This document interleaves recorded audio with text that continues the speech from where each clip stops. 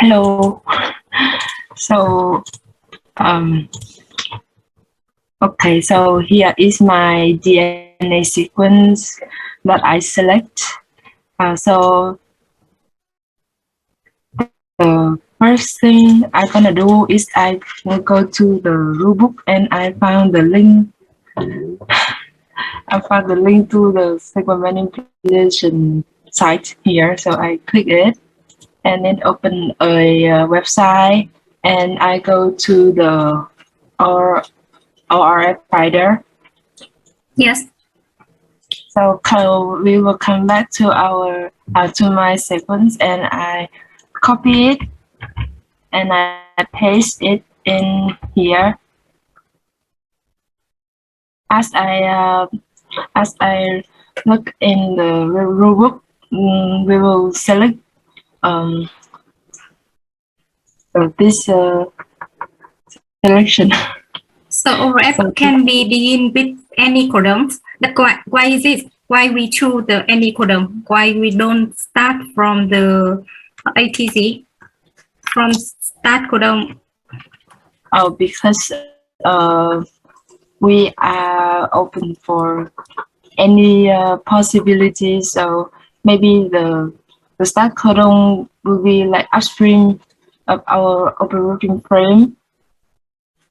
Maybe our operating frame is not like complete. So we want to have as long as possible for our Okay, yes.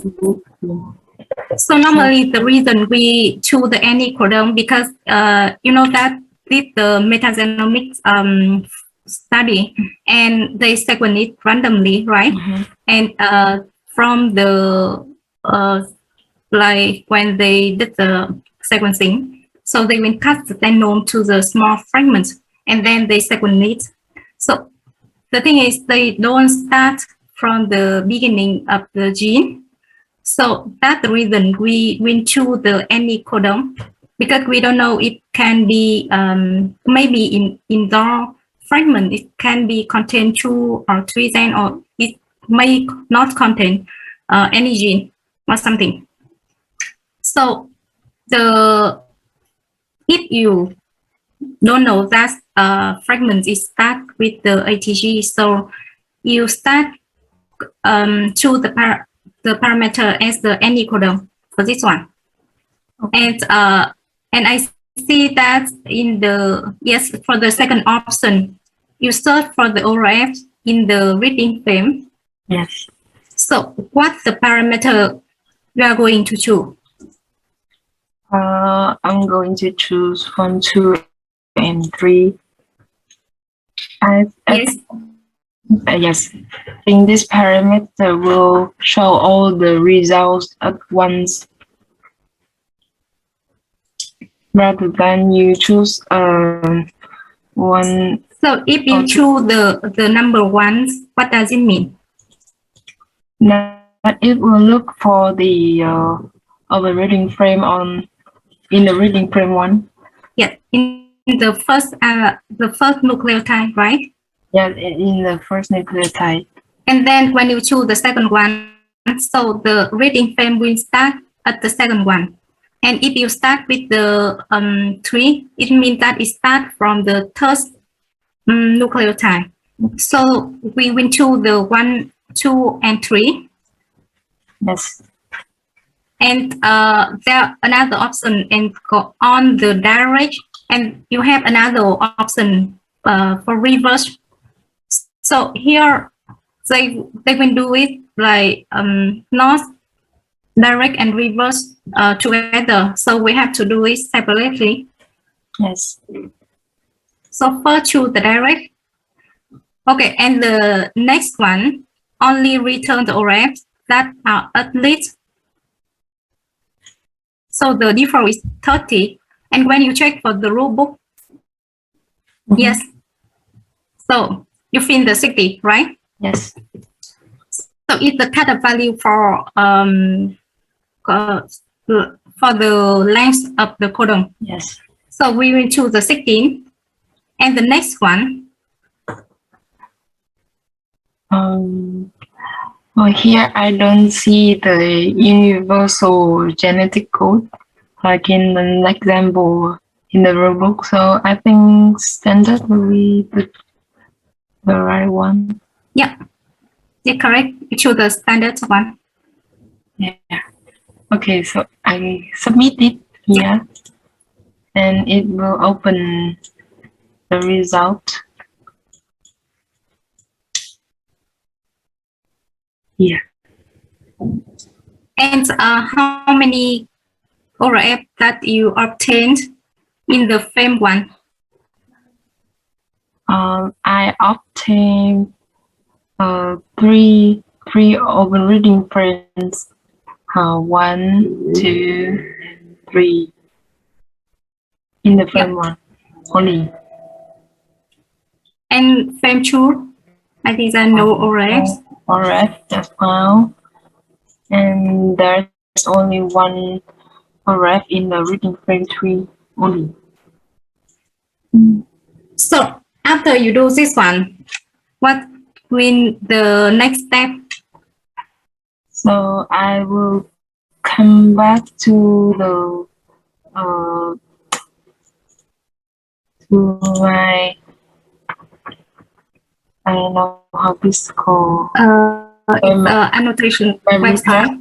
Yes, I will come back to my report and I write the protocol and I post the raw result.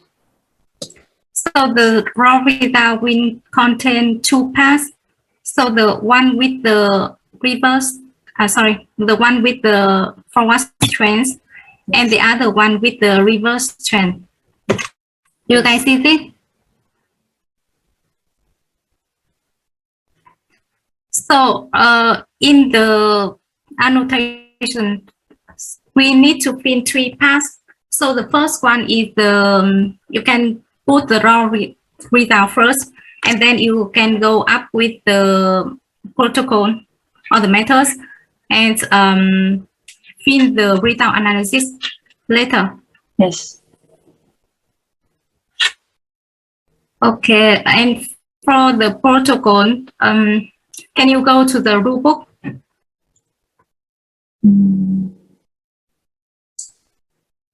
I think in the, yeah, here is, they give us very nice protocol for the beginning. So the first one is for the so the website with the name of the website. So the SMS finder. For example, when you write like reports or you write a paper, usually you put the name of the software or the tool that you use, or if you do the experiments, you have to put the name of the chemicals or the kits you use, right? So for normally for the bioinformatic analysis, we call something with a protocol. So we do the same as you do with the experiments. So the first one, if you see that they put the SMS or finder, so it means that when you put this name in the any web, like in the Google, you can search for this tool, and then they give the link for the link to go with the ORF finder. And then the next line is the parameter. So when I see this is from the forward first. So the forward string, she search for frame 1, 2, 3. The minimum amino acids is 60, right? So if you want to change it, you have to put like, okay, I don't like 60, and I do with the 80. So you have to put here 80.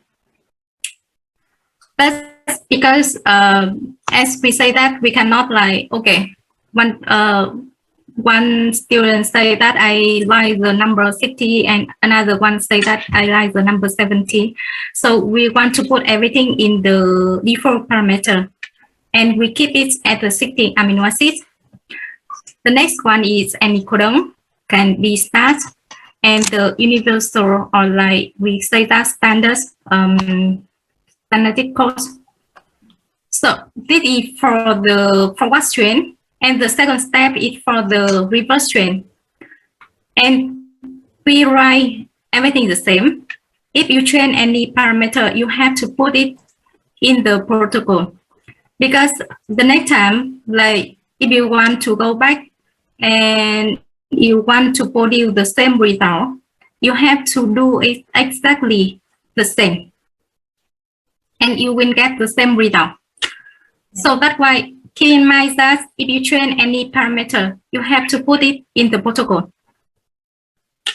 And then for the result analysis, can you go, yes, can you go down? Yeah. So this part is for the ORFs. We have two important information here. We have to create the table once. We list all the positive ORFs in the DNA fragment and start with the site, the amino acid, the site in nucleotide, the site in amino acids. Do you count the stop codon in the site amino acid? No. I think we don't count the stop codon. Yes. So remember, keep in mind that you don't count the stop codon. So when the site of the amino nucleotide you convert to the site of amino acid, sometimes you have to remove one if the ORF contains the stop codon. And the strength, if it indirect or it is reverse strength, what is the position, the start and the end. And the next one, the ORF completes in the 5' or the 3 ends. So we will work on this later. And for the two other like blast and the ORF classification, we will work later. But keep on the table like that. And this is two important table that the table that you have to put in ORF finding. And then for the figure one. So you have the location of the on ORF in the fragment. You will draw something like that from the direct strain and reverse strain and the ORFs. So you can first write the location of this because you have location from the raw result and you have the length. So when you draw something like ORF 1 shorter than ORF 2, so you have like you should to keep this.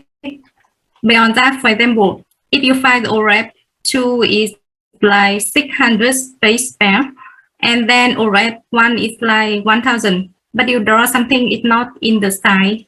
I think it's not. We try to visualize the readout. So keep try to keep it close to the raw result. So when we see the figure one, we can imagine that what do we obtain from the result. Do we have any website to draw, or we have to do it manually? We have to do it manually because sometimes it's like when you draw when you draw the figure for the paper, normally you have to do this from the Excel, from the PowerPoint or something. So we don't have the website for this one. Yes, you have to draw it manually, but my advice is to make a copy of what you have on the screen, and then you just modify the position of your genes. You can make a copy. You see what I mean? You make a copy and then you add one or more characters, you modify the position of your open reading frame, and then it's all. So don't be worried about that. And those kind of things, you can do that at home when you have more time, not really during the class. You can start it during the class, and then you continue and finish it at home. Yeah. So Yeah. thank you, Vanang. So class, can you work on the raw data, the protocol, and the figure 1 and table 1? Yeah, maybe before I can add some comment.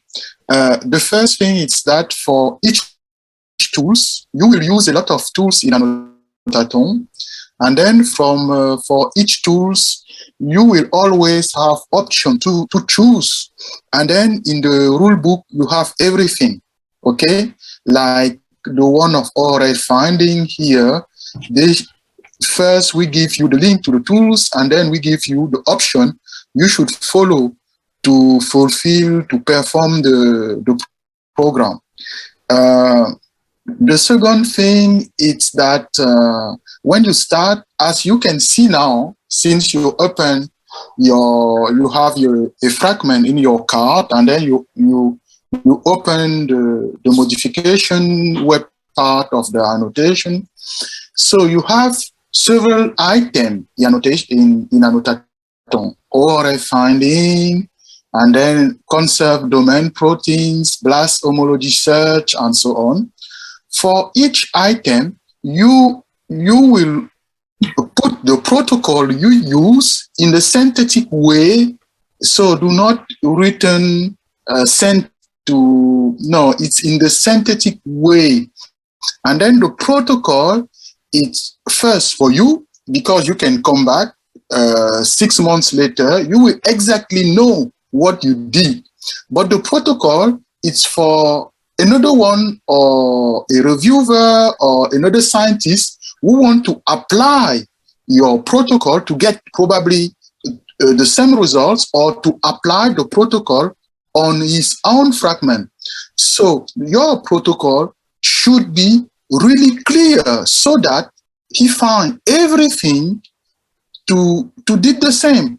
So if we read, when we are going to make the evaluation of your fragment, if we read the protocol, or if we read your results, and then something is not clear for us, in that case, we will apply again your protocol to see what happened, to see why you get those kind of results. Okay, so it's really important, not only in Annotaton or in bioinformatics, but in science in general.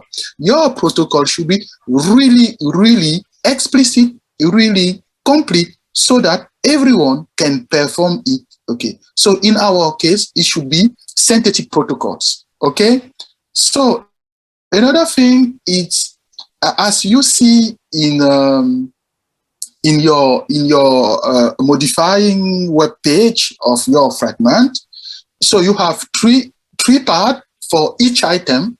You have the protocol part, and then you have the results part, and then you also have the raw results. So we already start with the protocol. Okay, you write your protocol in synthetic way. So then I will move on the raw results. In the raw results, you should add everything. So keep in mind that in the raw result part, you cannot put a figures or a table. Or yes, you can put the table, it's a text, but you cannot put the figures, okay? Because it's that part have been calibrated to have only text there. You cannot put nothing. You cannot make it in, you cannot put a sentence or a word in bold or in italic. No, simple text there. Okay, so that's a protocol, that part. So if you have two protocol, we should have two row results. If you have 4 protocols, we should have 4 row results, but every time in text. Now the result analysis part. If you move on on the top, you move, okay, that part. So as you can see with the protocol and the results analysis, you will write your analysis in the text, of course, and everything it's also in the rule book.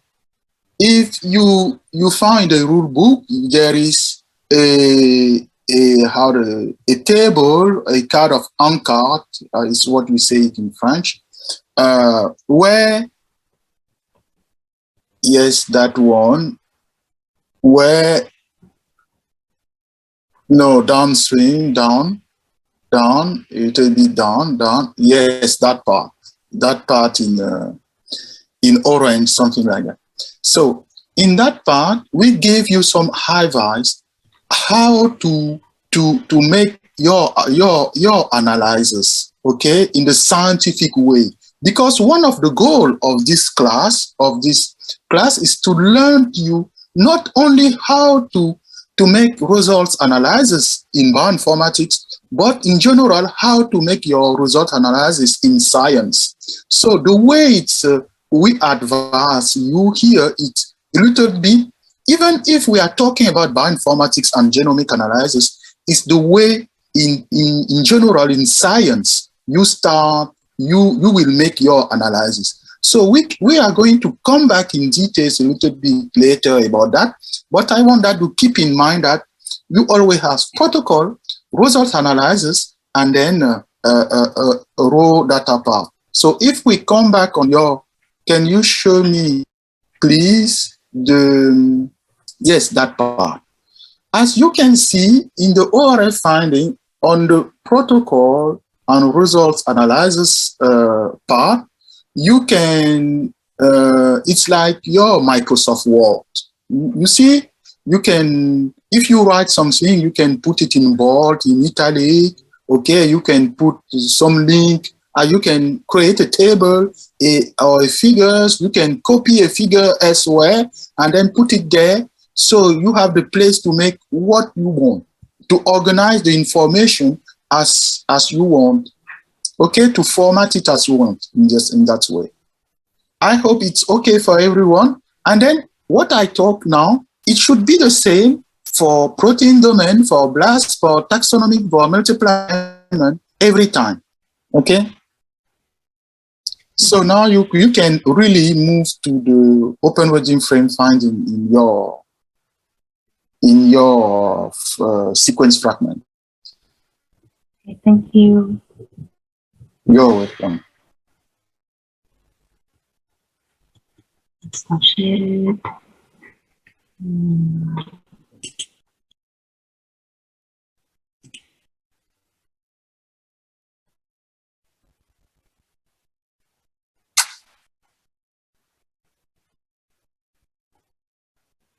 Do not hesitate to share your screen if you want to say something. It's sometimes we are in the practical classes. So for the practical classes, it's sometimes very easy to talk about your analysis when you share your screen and then we have your results in front of. So we will give you 15 minutes to 30 minutes to finish the class.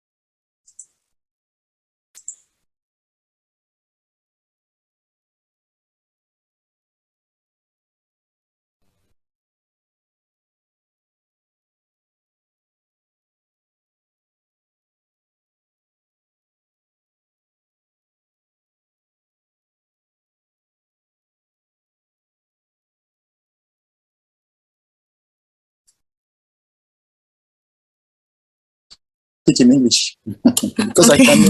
I cannot read Vietnamese. So it means art teacher. Okay. So, as Stan told you, you should keep in mind that we are working with metagenomic sequences. So, metagenomics means, in fact, so I'm talking to all of the students. So, it could be important for all of you. So, if you are aware, it should be great. So, so when you pick samples, you prepare DNA. In fact, in your DNA, you have chromosome in your tube, right? Yes. And then after that, you have to break your fragment before sequence it. So to get the fragment of 2 kb, something like that. But in fact, you can sequence something like 1 kb on the left and then 1 kb on the right. It's okay for you? It's okay? Yes. So when you break your chromosomes to get fragment, you don't really know where you are breaking them. Yes. Yeah. So you can break in the beginning of the gene. You can break the DNA in the middle of the gene, or maybe near the end of the gene. You don't really know where you are breaking. That's why you choose any codon to get your open reading frame, because you don't know where you are. And then when you did that, you should know whether your open reading frame starts with your methionine or something like that, and then end with the codon stop. This is a protein. You agree with me? Every protein should start with should begin with a start codon. That start codon, in many cases, it's a methionine. Okay, it will give you methionine. But in prokaryotes, you have also alternative codon. It means those alternative codon could be valine, leucine, or isoleucine. They also are, the codon from valine, leucine, or isoleucine are also start codon, but they are alternative. But the goal here is to have the beginning of your open reading frame and then your open reading frame. If everything is okay, it should end with a stop. In that case, it should be complete in 5' and in 3'. You agree with me? Okay. Okay. Now, in which case in incomplete in 5' or incomplete in 3'? Imagine that, okay, imagine that you don't have a codon stop in the 3' part of your sequence. Are you going to say that is a question? Is it complete or incomplete in 3'? So this is incomplete. Can you show me your raw results? Yes, Oh, I have the mechanism here. yes, okay. So imagine that in some case, you don't have a codon stop. Yeah. In that case, you have a codon stop. You see for Yes. everyone, the codon stop give a star in your translation, in the translation of your or open reading frame. Can you mark it? Okay, that one. That is so the codon stop, it's a star in the protein that you hear, but it's also a TAA codon or TAG codon or a TAGA codon, depending where you have 3 codons to give you the codon, the stop. So imagine that you don't have that codon stop. For you, it should be complete in 3' or incomplete in 3'. At the beginning, I told you that to get a full open reading frame, you should have a start codon. It can be methionine, it can be alternative one. You also have a codon stop, okay? So you should have a start at the end of your protein here. Yes. Now, if you don't have a start at the end of your proteins, it means that your open reading frame here is incomplete in 3'. It means that during the process of sequencing, the break part, the break position, it's before the end of your gene. So your gene or your open reading frame here is incomplete. It's okay for you? Okay. Okay. Now we go to the 5' part of your open reading frame. Okay. In that case, we are looking for methionine, or we are looking for alternative codon. Okay. Now, keep in mind that the only way to know that our protein or our open reading frame is complete in 5' is to find another stop codon on the left. You follow me? Yes. Okay. So, because open reading frame, in fact, open reading frame means ORF. ORF mean ORF mean open reading frame. So, who is reading in fact for you? When you say open reading frame, there is someone who reads the sequence to produce your proteins. You agree with me? I'm talking biology now. In fact, every time we are talking biology, in fact. Who is reading, in fact? It's a polymerase enzyme. The polymerase enzyme, I'm sure. When you say the polymerase enzyme, it can be DNA polymerase. In that case, it's to synthesize DNA, to replicate the chromosome. It can be RNA polymerase, it's to make your RNA. Here, the goal is from your mRNA to get the proteins. Who read the mRNA to get the proteins? Ribosome. The ribosome. Yes, right, the ribosome. And then keep in mind, maybe you already know that, and then you forgot it a little bit, but the ribosome start reading your mRNA, and then he move along your mRNA, and if he find a stop codon, he remove from your mRNA, okay? And then he separate from your mRNA. It's okay? Yes. So it means that when the ribosome will start reading, if he find a codon stop, he separate, and then just before he has another, you have a billion of molecule of ribosome that have been fixed to your mRNA, and then he read again. If he find the start codon, he will start produce your polypeptide, so your proteins, going now slowly until he find another stop codon, and then he separate from the mRNA. And then your polypeptide or your protein will be synthesized in that way.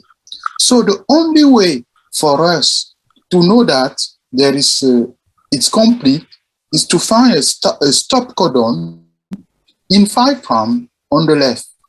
And the only way to know that you have a stop codon on the left is that your open reading frame should start at the position more than 4 nucleotides. Now you are going to tell me why 4 nucleotides. Because since you have chosen any codon, did you continue follow me? If other students, I know that it's not really simple. By talking like that, it's more easier if we were in face to face to write something and then show you like that. But open reading frames means you choose any codon. It means you will find every polypeptide between 2 stops, because it can start with E codon, it can start with serine, it can start with phenylalanine. I mean, your protein can start with phenylalanine as you have here in your case. So the only way to do not produce an amino acid is to find a stop codon on the left just before the first amino acid.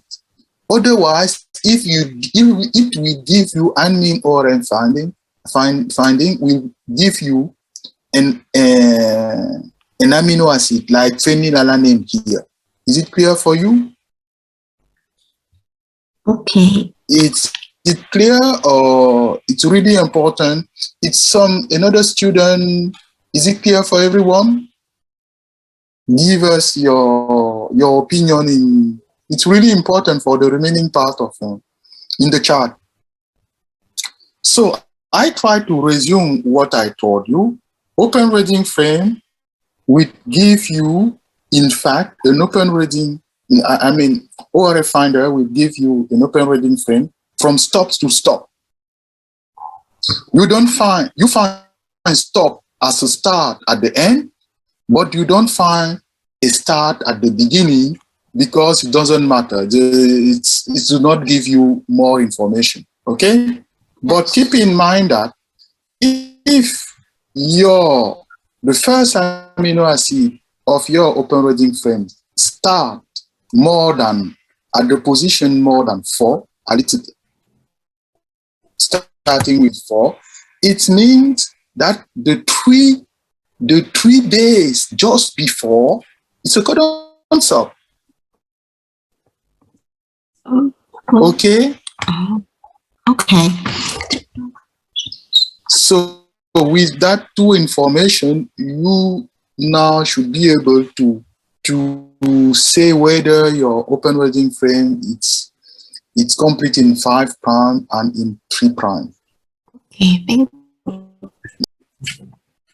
So start with the right end of the array. We will decide if it's complete or it's incomplete, and you will type in the chart box. If it completes for the K1, you will type 1, and if it's incomplete, you will type 0. Do you guys understand? So we will start with the front end. So we just consider in this side.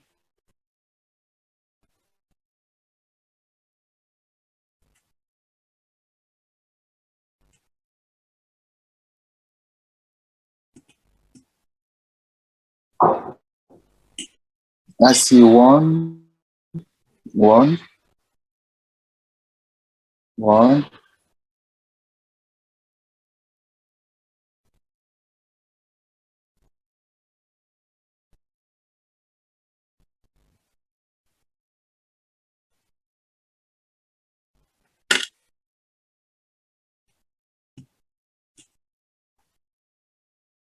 And the answer is Sam.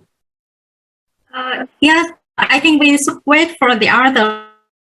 So there are only 3 people answer the question. Yeah. What is your opinion on the case 1?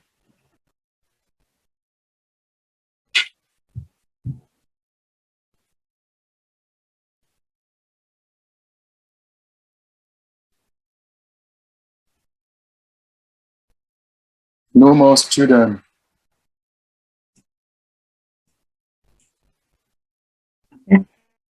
Well,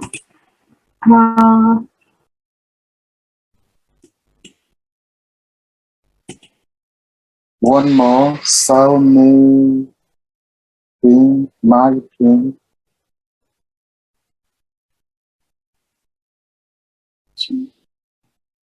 I don't. Yeah. Home. Yes. Done.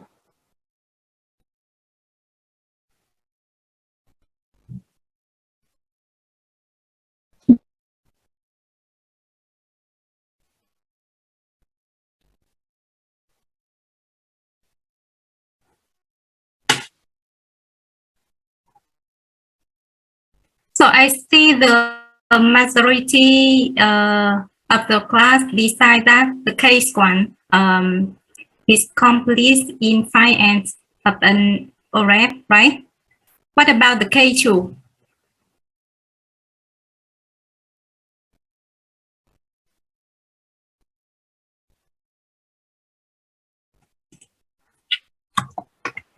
So now we start with the case 2. Can you guys decide that it is complete or incomplete? So my ORF starts from the nucleotide number 1. So start from 1 to 300.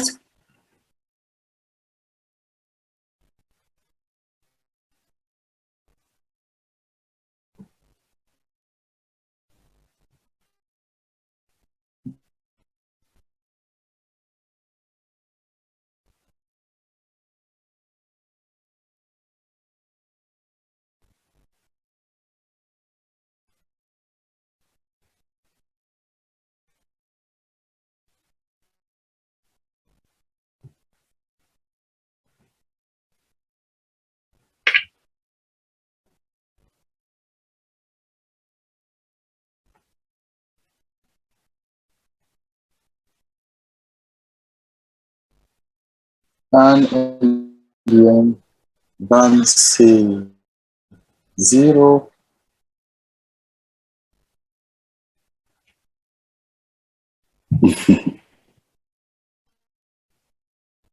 Zero.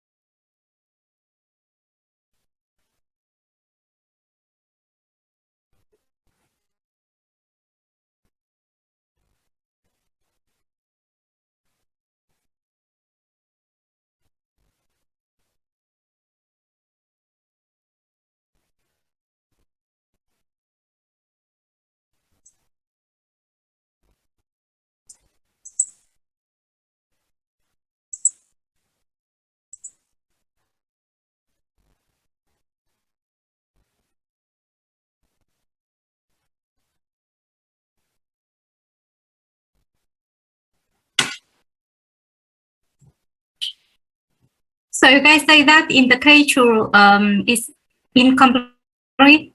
So what about the K3?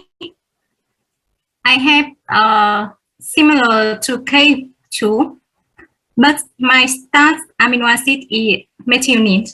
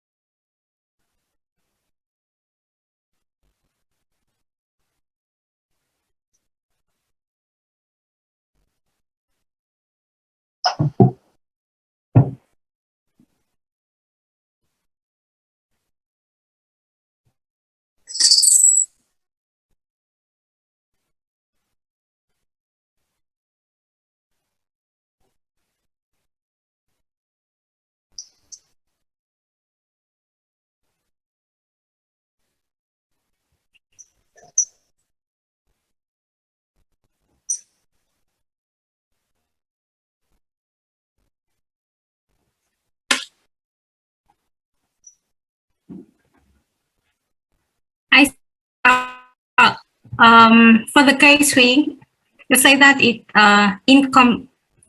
complete, right? Anyone have another answer?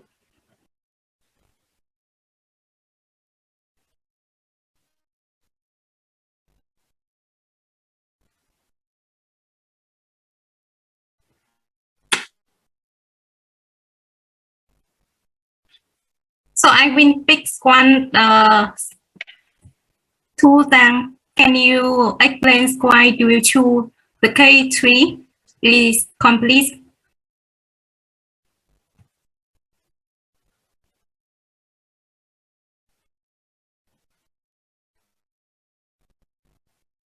Okay, now we have two opposite answer.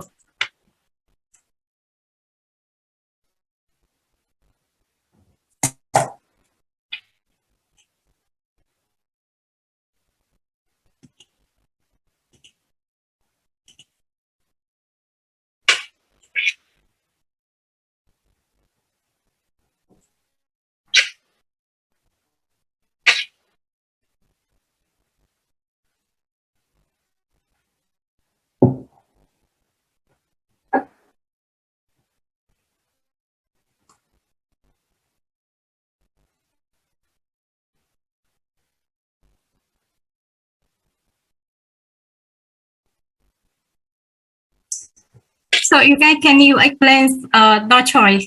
So the team with the answer one complete. Can you explain why you choose complete?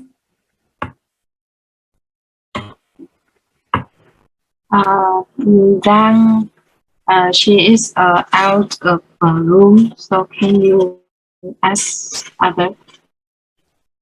Okay. Our room where?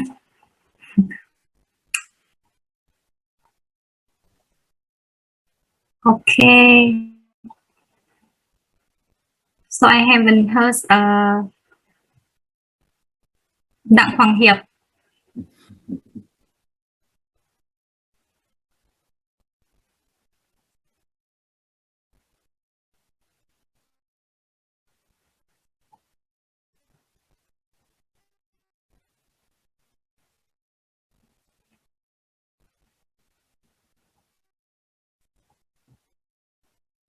Đặng Hoàng Hiệp, are you there?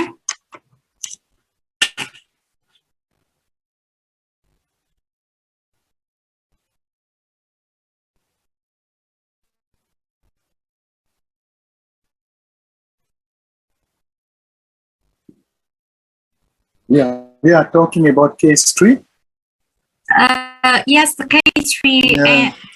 and I try to call students to speak their opinions on that case. And we really try to ask everyone to speak in the class. So it's not like one people and speak from beginning until the end, because it's a practical class. So we try to have another student to speak. And I called Đặng Hoàng Hiệp and he haven't answered. Yes, I don't know why. He's there. Yes, I'm here. Yeah. Can you explain your choice? I thought that because case 3, case 2 look similar, but the starting codon is different. Yes. So in this, the case 3, we have starting codon in methionine. Yes, and I just thought that it design with that the or FR there is complete. But you know that the methionine in the middle of sequence. Can it appear in the middle of sequence?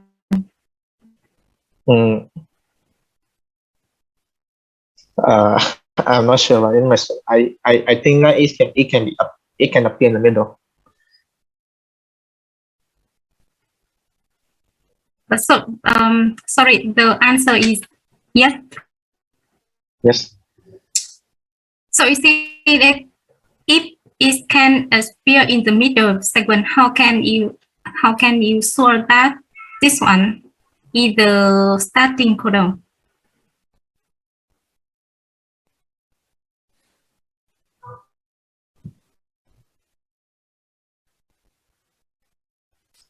Uh,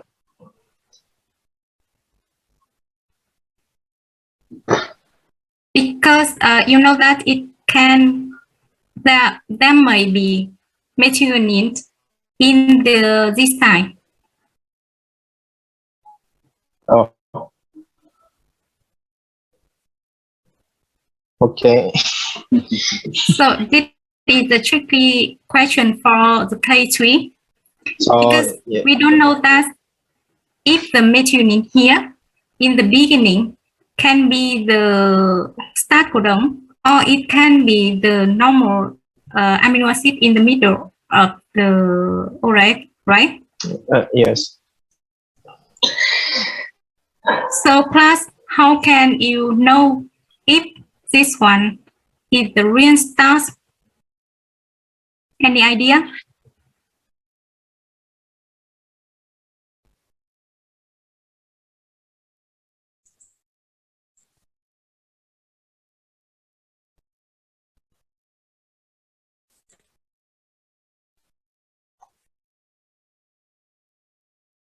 So if I have methionine in the, yeah, if we have stop codon before M, but we don't have the stop codon because it starts from the position 1.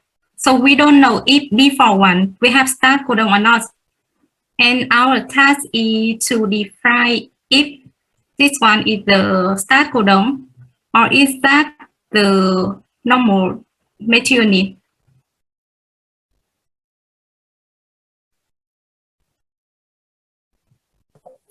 Let me can use blast in NCBI.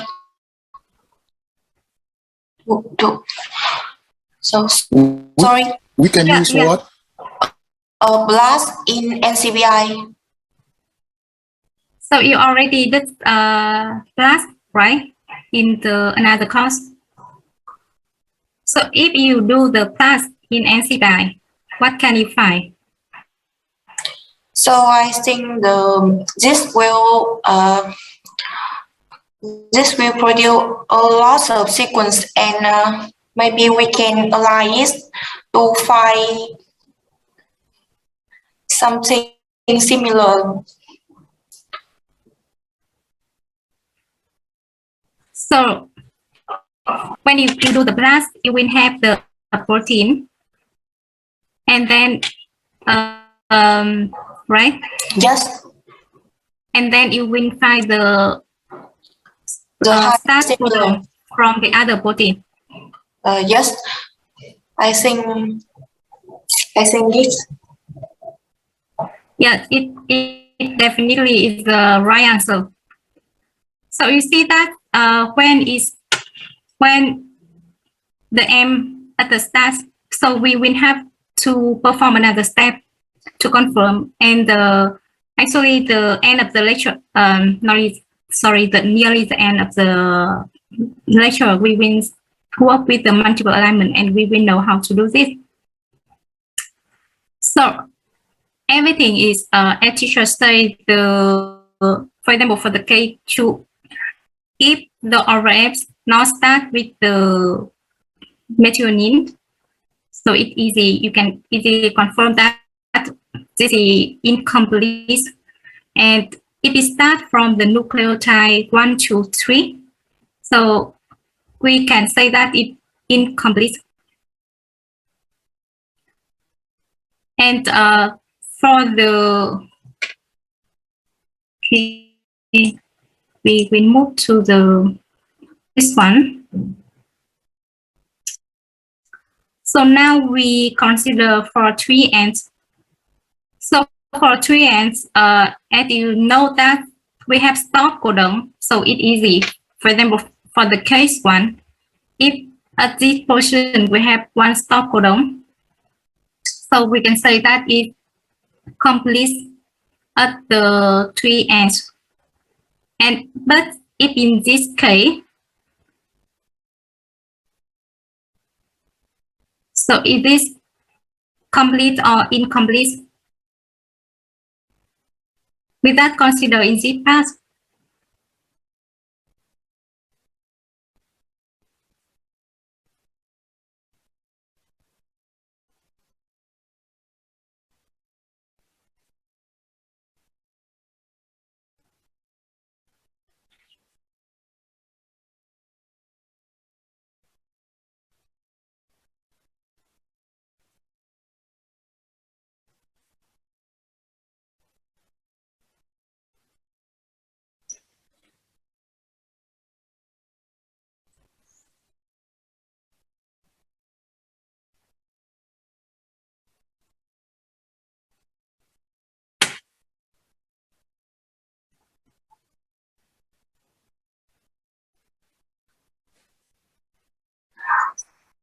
Yeah, I think everyone get the right answer. And I hope you can find this easier to understand and you can fill the information from the table.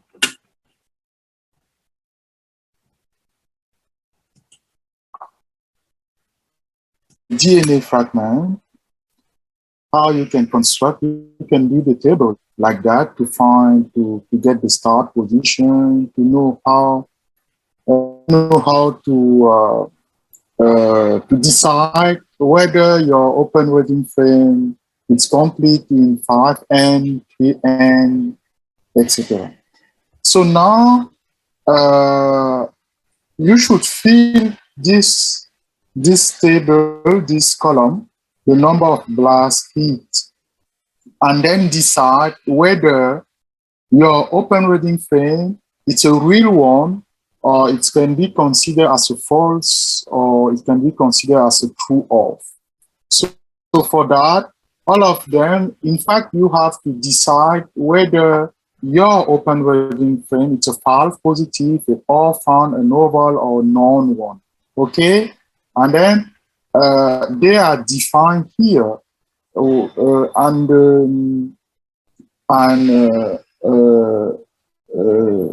option to decide whether it's orphan or no, or false positive, it's described here. So I won't go into the details now about that, but at the end of this item, you need to decide which of you are going to choose to continue working on, because for the remaining of the annotatum practice, you need to work only with only one open reading frame with only one proteins. Okay, for BLAST, for protein domain research, and so on. Multiple alignment until the file, until making your file phylogenetic tree. It's okay. So to fulfill this column, you need to perform a BLAST, and then now you will have a lecture about that. Okay, what is a BLAST? What is alignment? And then how to decide whether something is homologous or not. So those kind of things you will have now a lecture on that. So I stop sharing my. This one is similar to the one in the switchboard. They have all information from the different taxonomic group, and it comes from the different animal species. And how can we compare them? For example, we have two sequence from two different species. Okay, this one from fungi, and this one is from fruit fly. So, do the sequence look similar? Beyond the eyes, can you say that they look similar?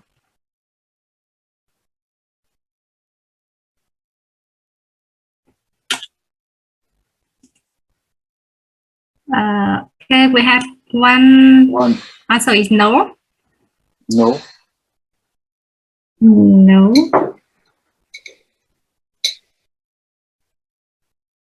Okay. Why do we say that is no? Because it is from two species and it can look similar, right?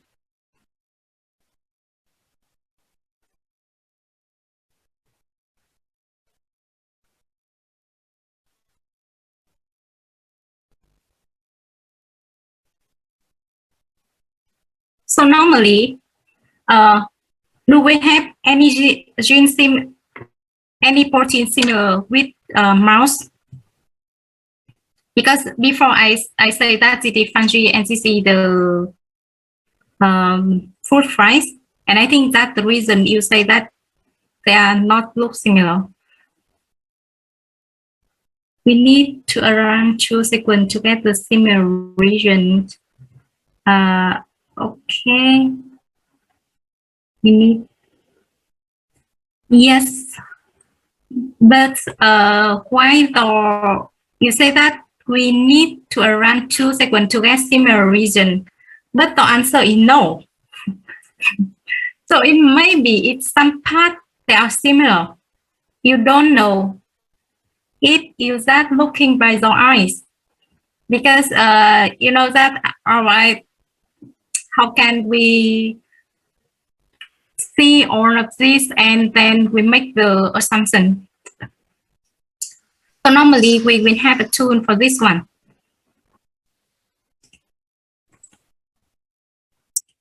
Okay. We will make the alignment. It's the key tool in informatics sequence analysis. I think you have at least do this one in the study. I hope so. Because it can allow us to compare the biological sequence. Like you can compare the nucleic acids, and you can compare the protein sequence. So, for example, you have one protein, like you have ORS. So you can make a comparison with the protein in the database. So in this way, we make the protein comparison. And there are lots of tools that exist, and it depends on the type of alignment. Like if you want to do the local alignments or do to global alignment, it means that you compare the full sequence. And it also depends on the length of that you decide which tool work best on the data. And also you can answer like the biological question. So for how do we compare sequence? So we actually this one is to be the question, but I already put it in the, you have the answer here. So, okay. So the similarity between two sequences may indicate they have the common biological function. They can have the similar 3D structure, or they can be they share the same common ancestor, and we call it homology. For example, you can find a protein in humans, and it seems, and you can find another one in mouse. And this is because they have the common biological function. And we can have another example. Like when you work in the, normally when we study in human, it's very difficult to study, right?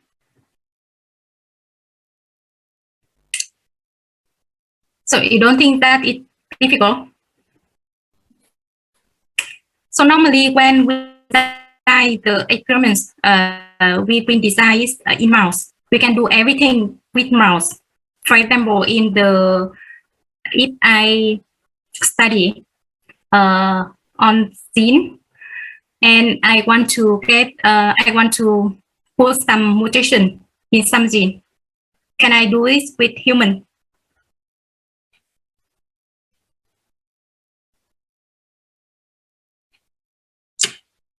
Okay, we have chat here. Okay, you say that no. So what should we do if we want to study function of the protein? So how can we be sure that one protein is very important? And let's say we want to study about the obesity.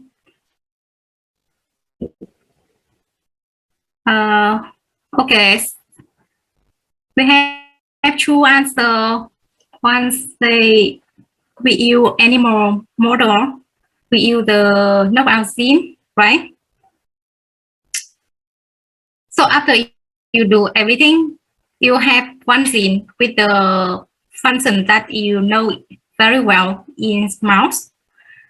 And what we do next is we will do the multiple alignment to find in human is there any common protein, and because it can be perform the same biological function and it may cause the same disease like when we perform with the animal model. Or if you want to study about 3D structure, we do the same. We can work with the maybe the artificial ones, and we can make some modification in the 3D structure of one protein, maybe in the bacterial, and we will try to find the same thing in the protein from the human. So that's why the sequence alignment is very important. And by aligning two sequence, you can make the hypothesis that this sequence is derived from a common ancestor sequence. So as we know in the evolutionary story, like we come from the same ancestor. So it's something the same. We have the common ancestor for some gene or some protein, and the result of alignment will tell us whether this hypothesis is realistic or not.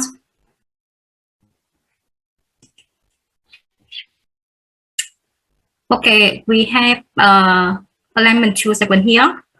We have one with ORF, it's called ORF, and we have another sequence from the database. This is one possible alignment.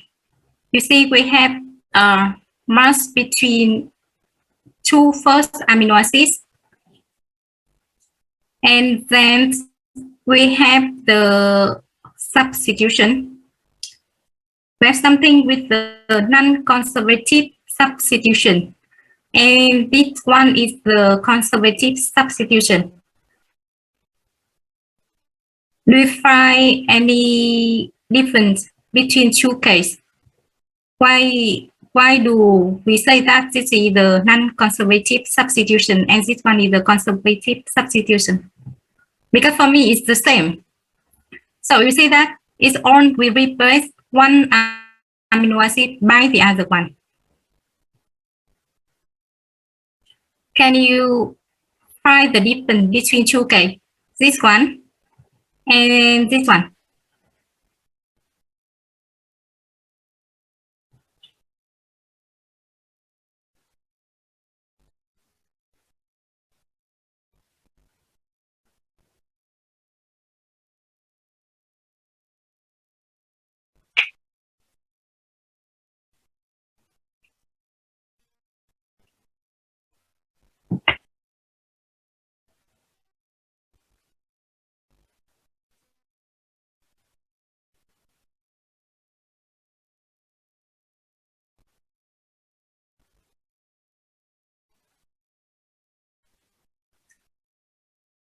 So anyone have answer for this case?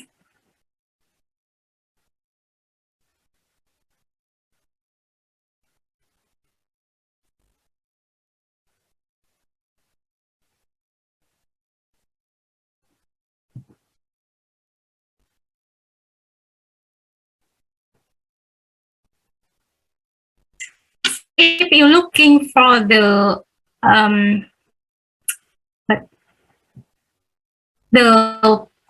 biochemical property of the amino acids, do they look like the same?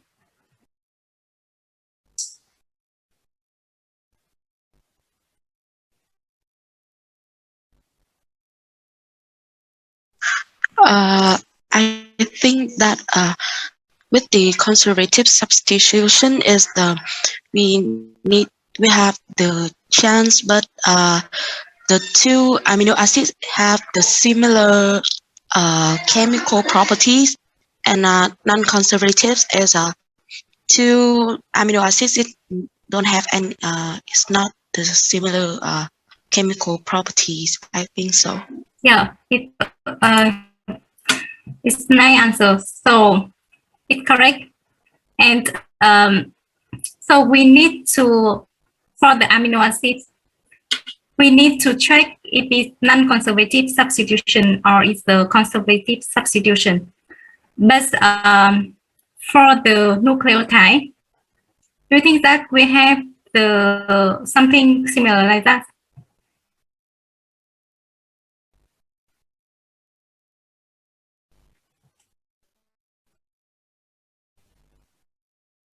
Yes, yes, you say yes. So we have 4 nucleotide in the nucleic acids.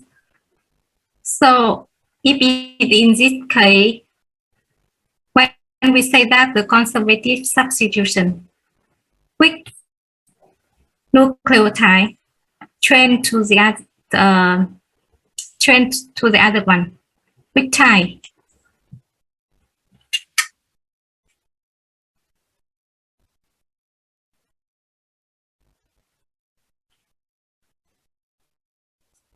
So I will have example, and you can say that it is conservative or non-conservative. So if I have T and it trend to A,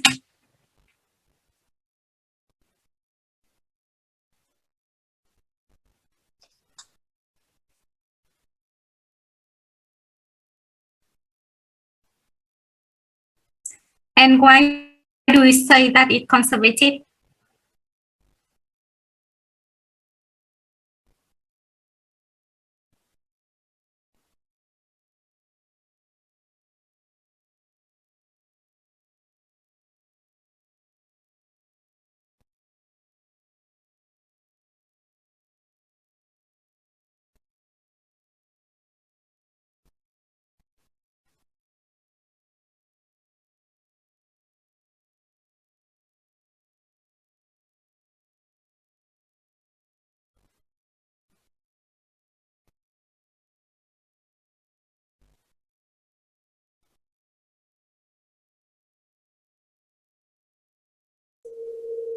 Because the structure is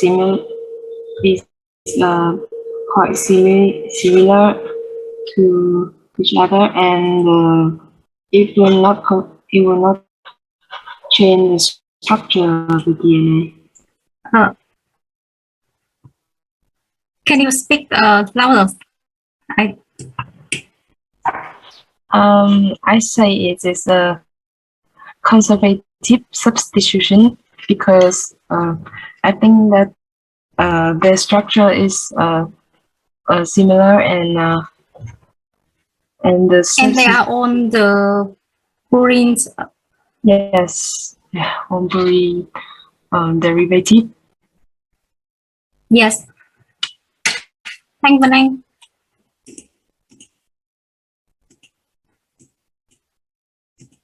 Okay. And we have another case for the. Oh, sorry. In this case, it could be the insertion in this sequence, or it could be the deletion in the in this one. So we call it the insertion or deletion, or we call the indel. In for insert or del for deletion.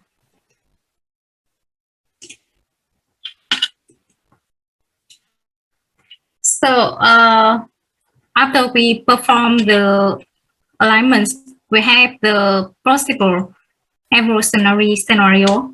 So the current ones, so let's say this from the species A, and this one is from the species B. And from the current situation, we have this path. So from the, so I will say that it's before the time, because this is the current one and this the one is before. So it could be the mutation from this one, Y to F, and from K to Q. And this one is keeping the same. And we have another event, because you see that this path and this path is different. So that could be the mutation in this one. It turns this one to this six amino acid here. And in this case, they have the deletion. So the original one, they have the QV, but during the evolution time, the QV is lost, and so that's why it's shortened like that. And this one, so you see this one and this one now are the same. We can say that they come from one common ancestor sequence. This T0 is before the time. So from the beginning, in the species A and B, they have the same sequence. But after the time, when that there are a lot of evolutionary events happen, and at the end, by maybe 1,000 years or something, it turned to two different protein sequence like that. And for the X alignment, we will have one evolutionary scenario, because you see that from the previous one, this is the case that we analyzed, but the alignment can be organized in this way. It's like you play a game where you try to find the match between the two sequences. And they already calculate that if we have like the two sequence with the size of ants, so the number of possible alignments could be 2 power 2 ants divided by square of ants. So it means that if you have 10,000, you have two sequence with the length of 1,000 base pair. So you will have 10 power 600 possible alignments. So it's a lot, right?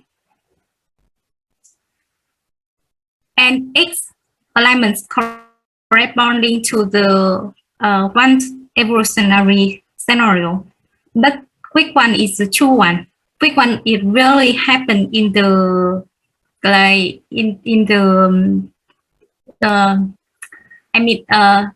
it really happened during the evolution time, because that we don't know it's happened before. We cannot go back in time and then take the sample and do the analysis. So what we try to do is to get the most likely scenario. So maybe some scenario is more likely than the other, and so that's the reason we will find from the alignment what can we guess, and what maybe we will have some parameter to evaluate this. For the evolution of the protein sequence, we have the mutation of amino acids, and that some mutation are more likely between the amino acids with the similar physical or chemical property. And the mutation that keep the 3D structure. So why do we need to keep the 3D structure? So if I have the mutation, one is after after getting mutation, the protein lost the 3D structure. And another scenario, like after the mutation, we still keep the same 3D structure.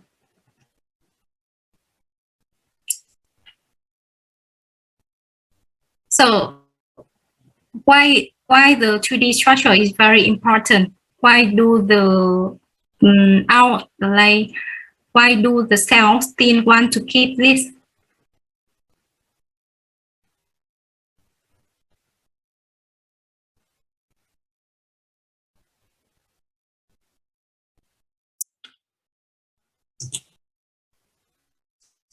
So we have answered that 3D structure affect the activity of the enzyme, or we can say that affect the activity of the protein. And that's the reason why the some mutation are likely to keep the 3D structure. And we have the insertion or deletion of the sequence fragment. And some evolutionary scenarios are more likely to the other. We have to average them based on the score of alignment.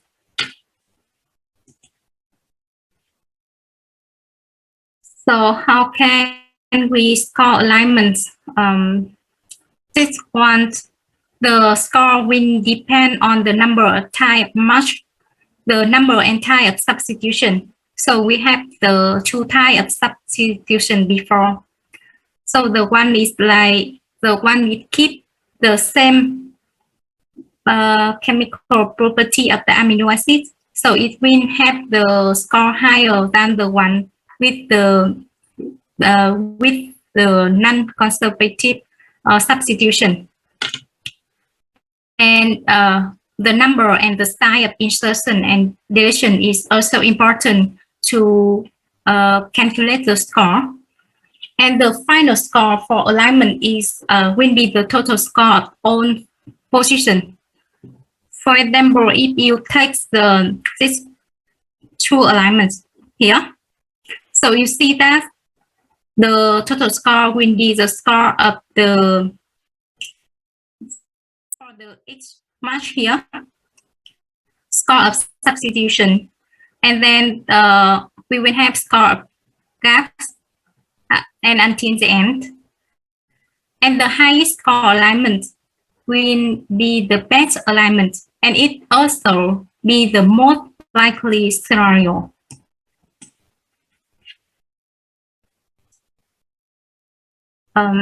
So in this slide, we have case. So the first one is a true way of organize the sequence or make the alignment. So the first one, there could be one insertion or deletion here. And the second one, you see that there could be introduce the five as one insertion here, and it's continue with the other one. So we have five insertion. So for you, which of the case that likely happen? So we have this one is the case once, and this one is the case two. They look like the same.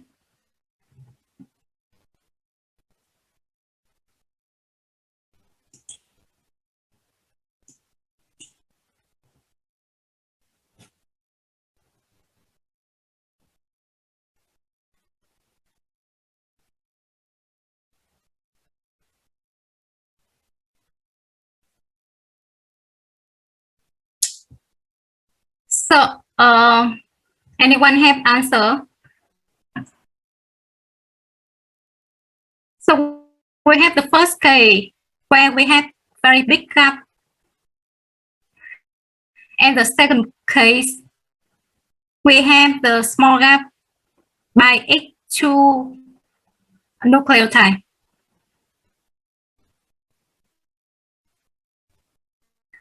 And which one is likely to happen?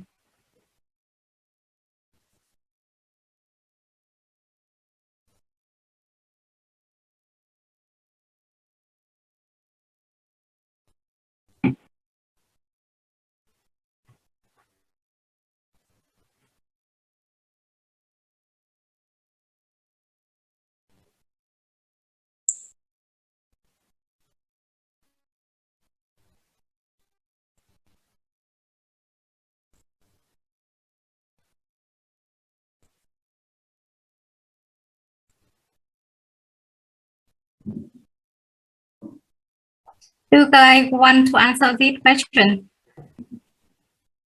I think the sequence 2 is more likely to happen. The second two. Yes. So you mean this the case? second one. Yes.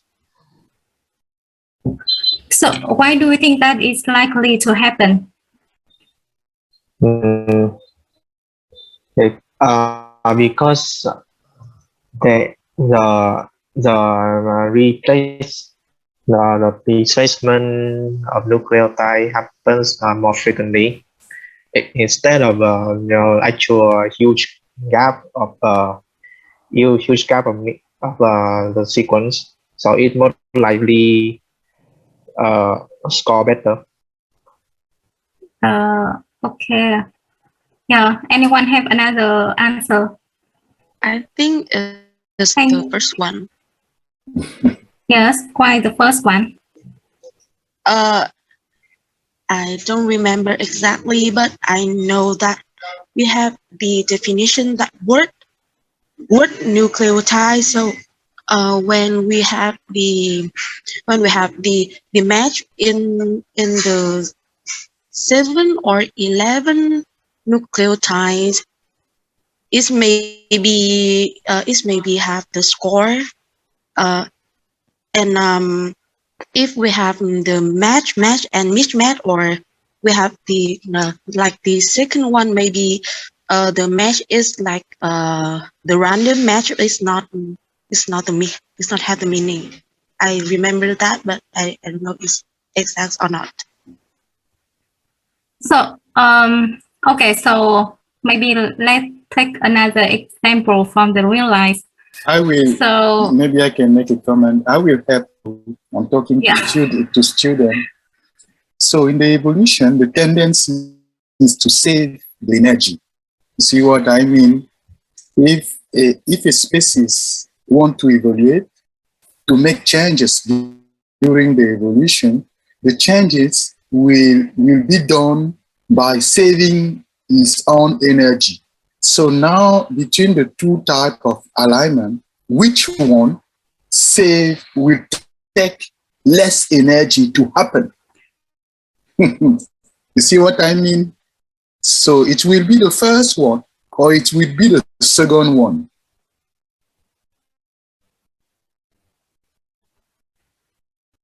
So let's take very very easy. Yes, you can give them the answer.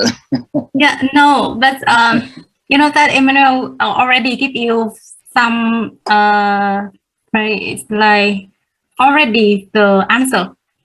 So let's take example, like you have to bring fried orange from your house to the parent house, or you can say that you have to bring it from the house to the partner house.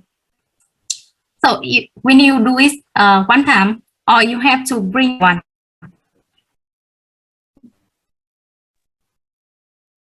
Which one save your energy? Yeah. Bringing in one times or bringing it in several times? think it's one time. All in once, I see. You see, so you see that the evolution, it's the same. They think as you. You Yeah. will bring it all at one time. It's rock, do, beach, say all in once. And then who else? Horn, yep. I don't know if I pronounce it very well. Horn, yep, down. Yes. Hoàng Hiệp. I tell you guys, you support the nickname, so when the teacher call you, we don't have to confuse with the name and keep the same name for every class. So the conclusion is a single long index is more likely than the several short index. And we have the scoring parameter. This is for the amino acid substitution. And they will calculate the score for each amino acids. For example, if you have the substitution from S to C, so it will mark minus is a score -1.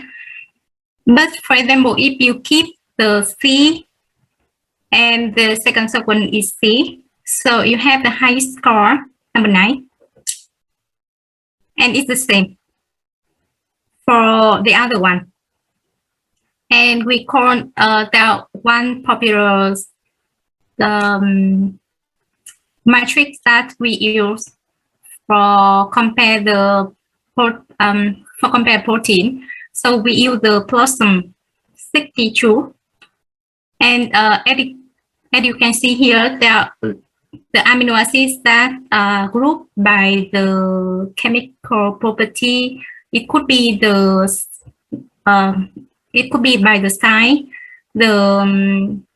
maybe the hydrophobics, the electrics, the charge, or it could be the aromatics rings they keep inside for the amino acids.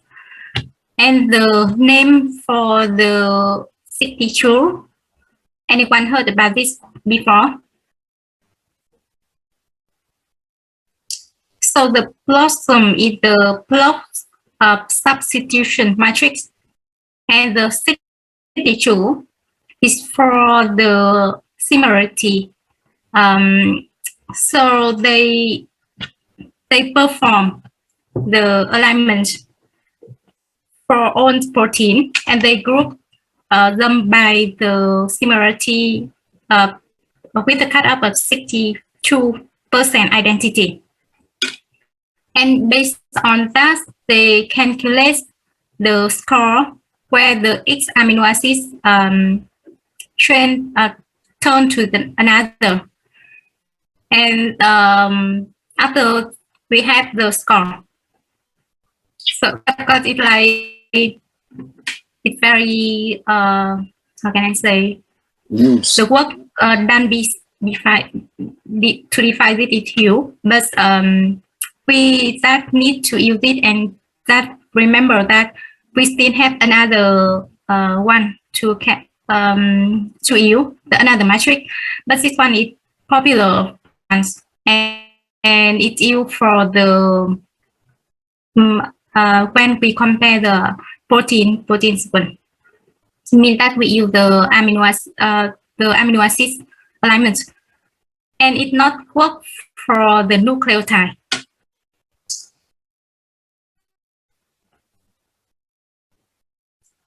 Okay, we have one pass here, and where they have the score. For example, in some case, you will see that even the substitution, but you have the positive score. It's not like every time when you turn to the different amino acid, you have the negative. But you see, like in this case, we have the leucine trained to the isoleucine, so we still have the true point.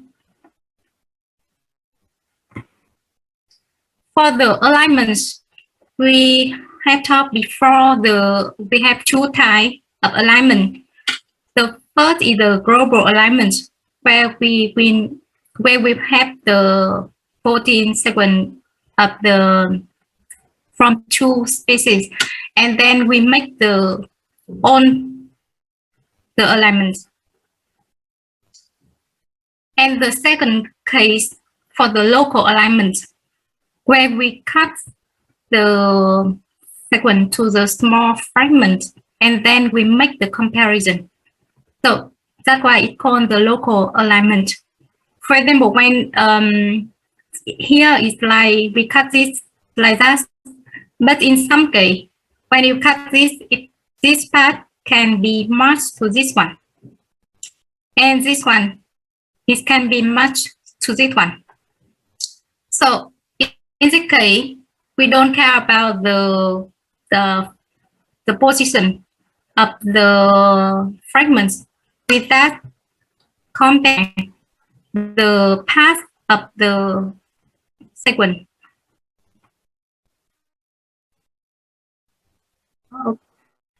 And for the global alignments, what we use to align the close homologous sequence, like we can compare protein, we compare gene, or we can do with the chromosome to find the evolutionary mutation. Because normally, if you do if you do the global alignment for two sequences that do not share similarity, so let's say maybe I will have what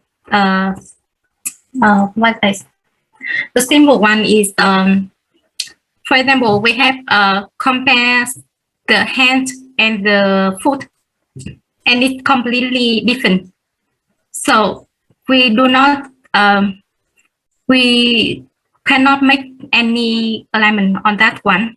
But for example, we have a hand from one person and we can compare to the other one. So we call that is the homologous sequence. And we can say something with the evolutionary mutation. And the tool we use is the cluster W.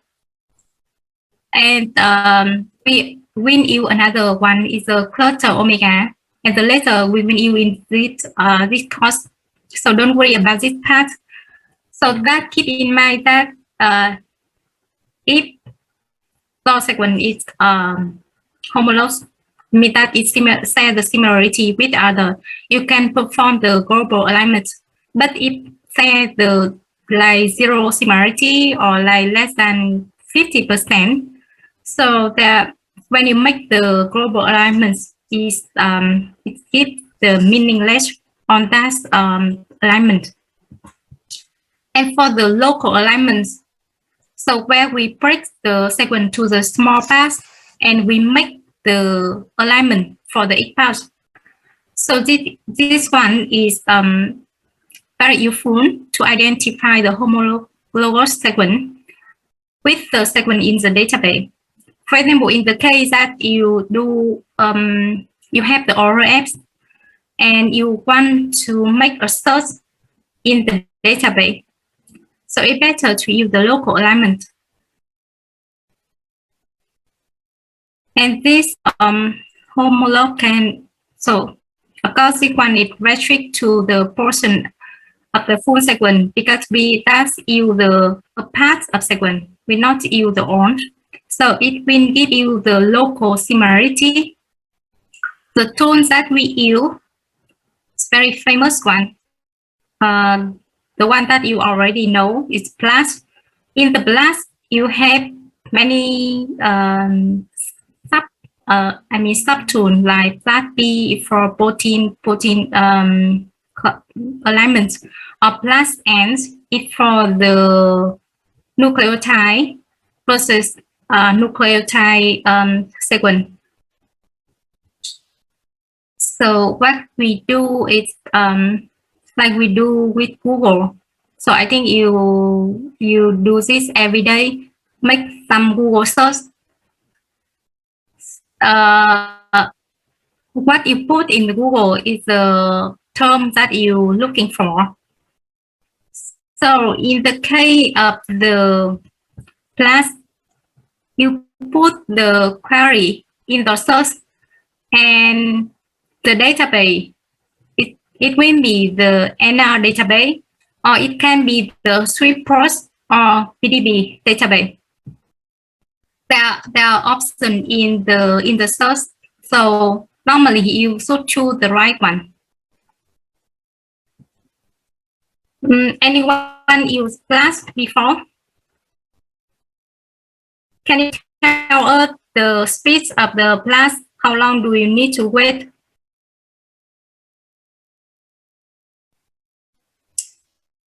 Let's say we have 1 sequence or 500 amino acids. When you make Flash on the database, so do you need to wait for 1 day to get the result?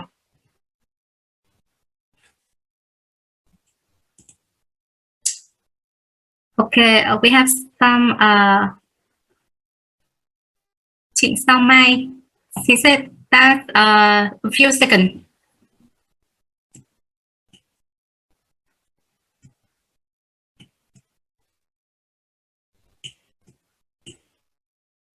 And the other one, Vanang, she said from few seconds to over a minute.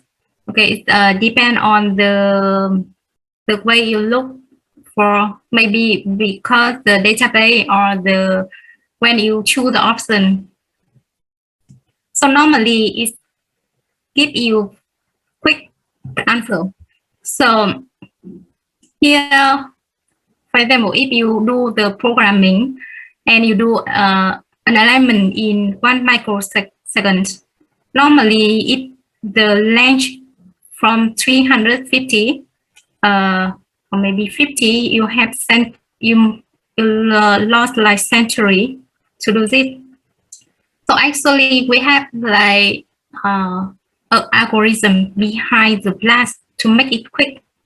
So normally the computer program don't do this one by one. So you already heard about the dynamic programming. So it breaks sequence to the small parts and it performs the sequence alignment very quick.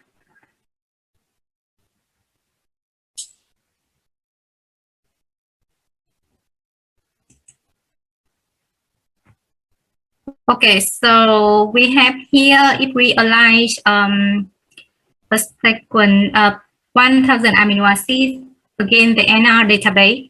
So the NR before we have 60 million people, 60 million sequence. So now we have like more than 200 million sequence in the database. So blast does this less than 1 minute. And even for the blast, let's say it's less than 1 minute. And now I think they already developed some other tool. I already use some, and it's better than blast. But in this course, we will stick with the blast because it's very well-known software and easy to use.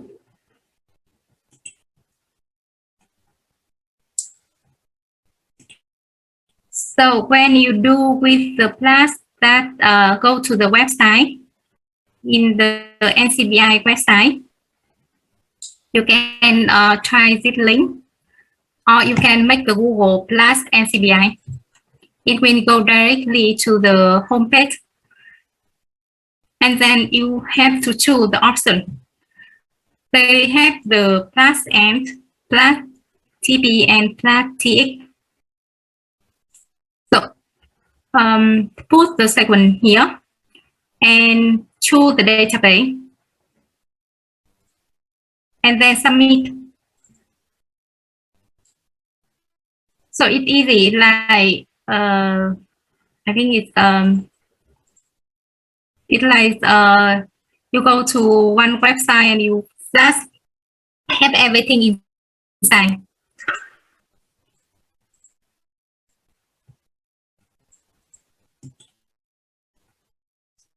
And for the result, we have four main parts. So the first one, it will summarize the query. The second part is graphic summary of the result.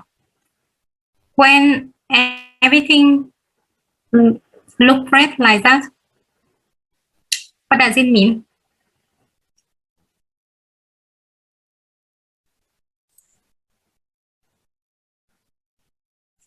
Do you ever have the result with the black pink?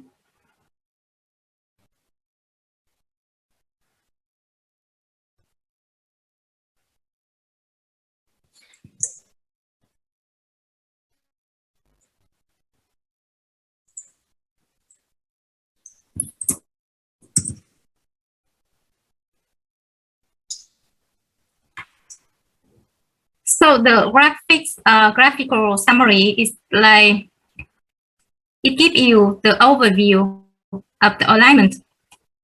It can tell you if the sequence finds very high similarity with the other.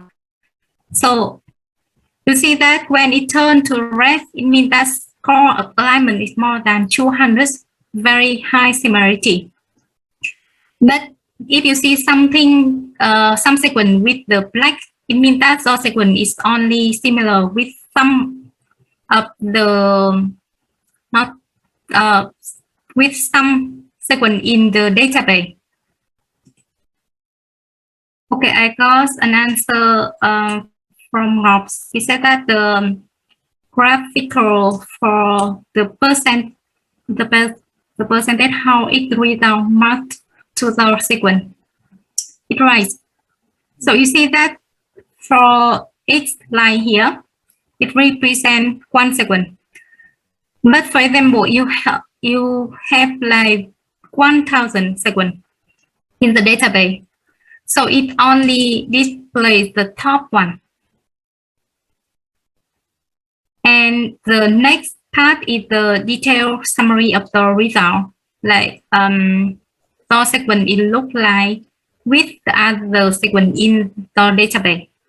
Sorry, in the NR database or the Swift database. The first is the alignment, where you can find the detail for the X alignment.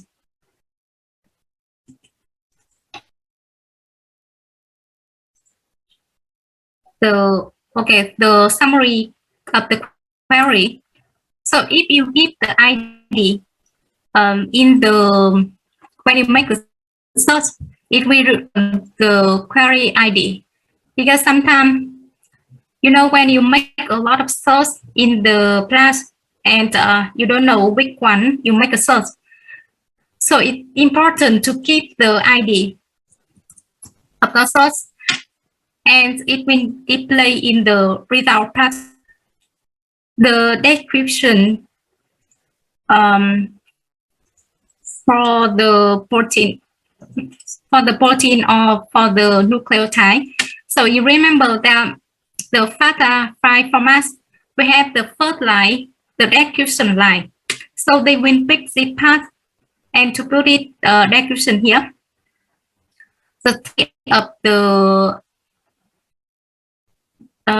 the type of the program, it will tell you that if it amino acid or nucleotide, the length of the query, and then it gives the database that's you, because sometimes when you choose, maybe this time you choose Swift first, but the other time you choose the NR. So it will give you the database name and the which programs you do. So, there are a lot of versions of the BLAST.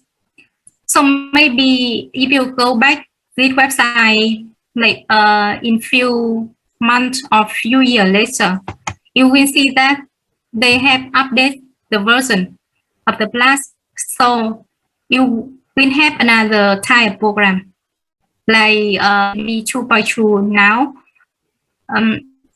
but it could be 2.5 or 3 in the future. The graphic summary, the one that I asked you before. So the red bar represents the submitted sequence with the length of the amino acids, and each color line represents the local alignment between the query and the sequence from the selected database. And the color is for the score, and the length is for the size of alignment. So in some case, you have red, and then you have pink. After that, blue and black. So the highest one is the blue. The red one. For the high score is high score pair.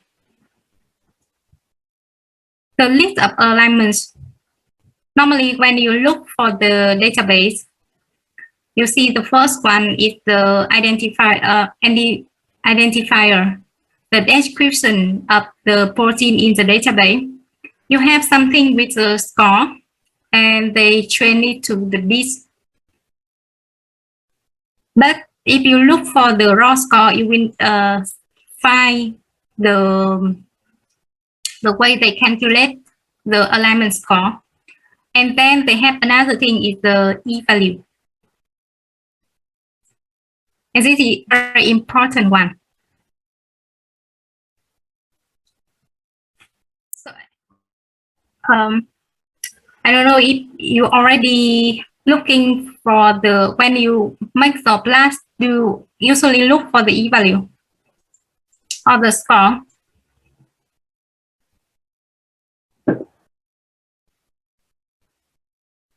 Because for me, when I have a look at the readout, so the two first column, I ignore this at the beginning, and I look at and I go directly to the e-value.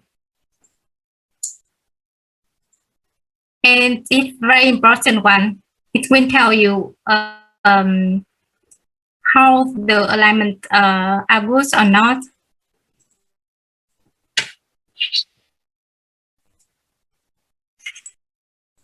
Okay, we have to read the plus alignments. This one. So this one is from the past four, where we have the name of the in the sorry. This one is in this part. So normally it will be appear at the end of the plus. And the first is the query. So this one, it tells for the, so we call, there are two definitions here. So the first, the query, the one that is submitted, and the subject, the similar sequence found in the database. And this one is display the subject for this one. And then you have the score, the e-value, the identifier. And we have the query and the subject. So keep in mind that when we say the query, it means that the one that you put in the box, the first box, or the second, or second. And the one that we say about the subject, it means that the one in the database. And it will tell you all the information about the similar protein as similar sequence. It can be the protein sequence or nucleotide sequence in the database. And you should have a look at like what the length of the similar sequence, and you can find the function of the protein in the database. So the protein could be, if it's similar to this protein, it could have the same function. And the line in the bottom, the top one is the query sequence. The bottom line is the subtext sequence. And we have the middle line here. So do you see the middle line? Sometimes it turns to plus, sometimes it has the character for the amino acids, and sometimes it's empty. So it has the meaning for it. For example, when it keeps with the character, the bigger character like that, so it means that they are both present in the query and subject. You can see the E in the query and E in subject and E in the middle. Where sometimes we have the positive, so it means that the positive substitution. For example, as I already have example from leucine to isoleucine. We have the score of 2. So, for example, in this case, they will put the plus, and for the one with the empty. So it's the non-conservative substitution. You also see there a gap here, and it also summarize in the first pass, like the how many gap between the two sequence.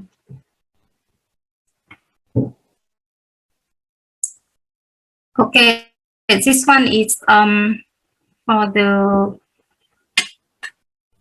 I already say it turns score to the bits, but they still display the raw score in the brackets, and the one for the number match, like 31%, normally it's like the percentage of similarity, and the number of positive substitution, the number of the percentage of gap, and the important value is the E value.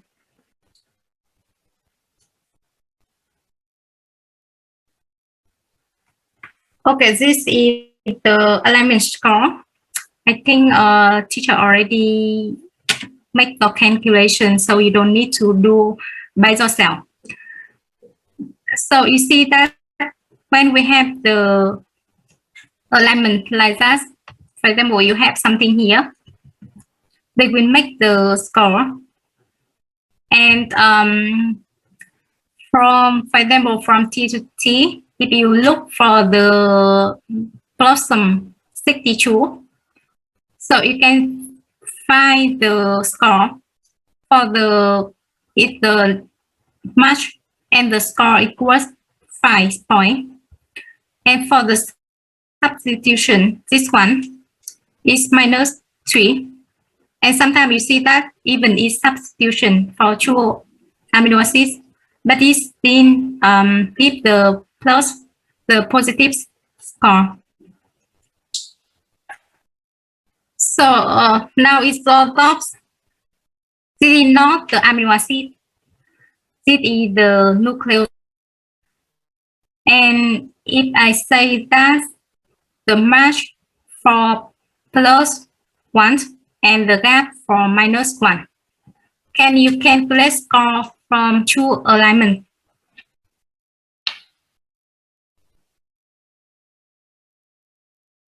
I think we should also have the gap opening, in fact. We will have this one later. Okay.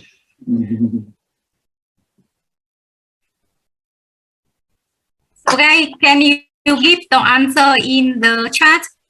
So we say that the this one, K1 and K2, alignment. Can you put both answer together?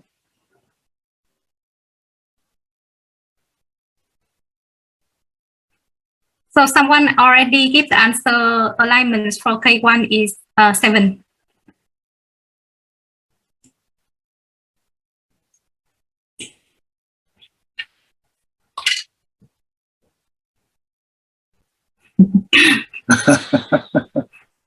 So yeah, we have only one and match for plus 1 and gap for minus 1.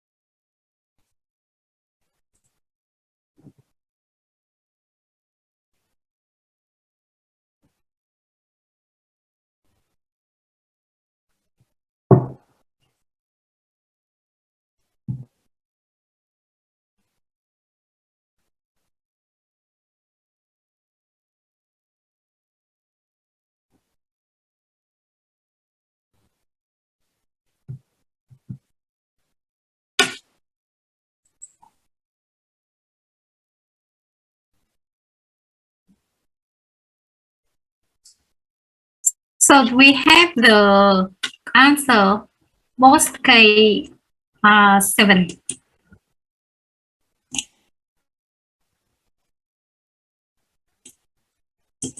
So it's correct.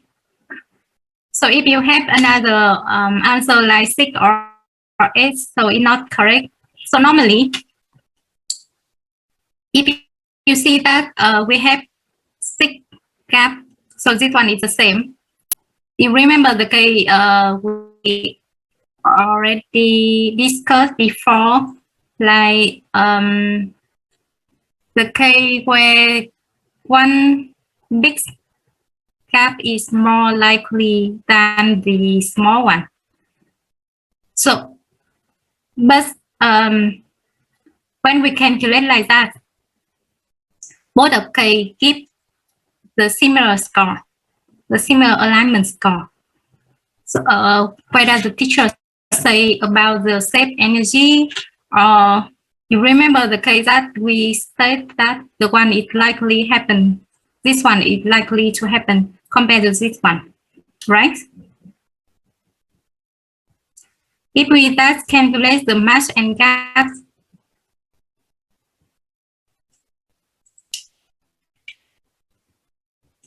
so normally they introduce the score for gap opening and the gap attention. And for the gap opening, we have minus 10 and the gap attention. Now it's called like only minus 1. And still we still have the match for plus 1. So can you recalculate again? But this time, take account on the gap opening and gap attention.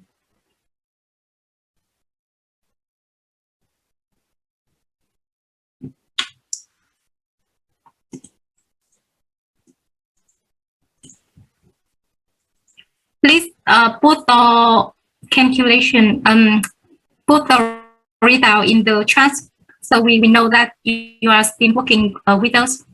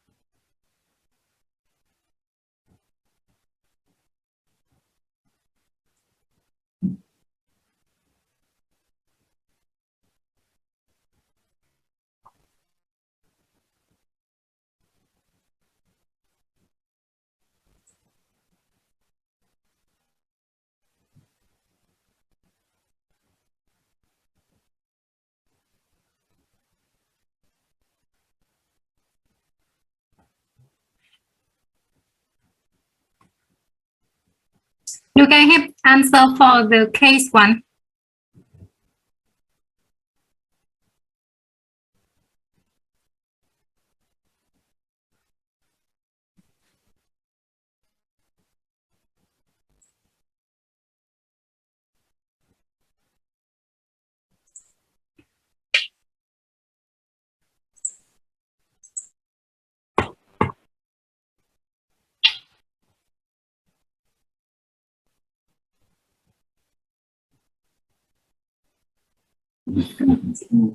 So the case 1, Phạm Hà C have the answer is minus 3. So by calculate the 30 multiply 1 minus 10 for one gap opening. And minus 6. It should be minus 6. Or you can say that plus 6 multiply minus 1. And the score is minus 3.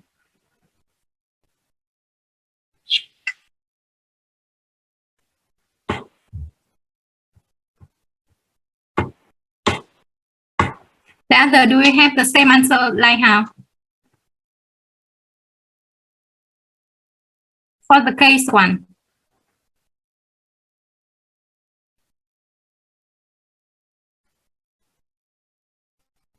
Okay, we have Nguyễn Phương Anh. So case 1C have minus 3, case 2 minus 42.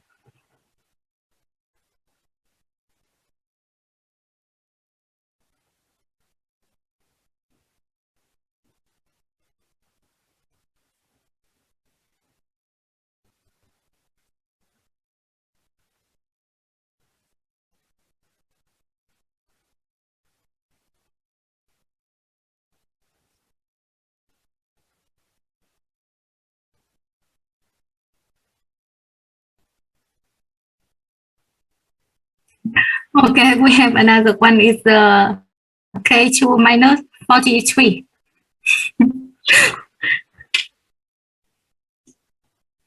You guys have a very problem with the math. But I think it's normal because biology student normally we don't good at math, so that's why we study about biology.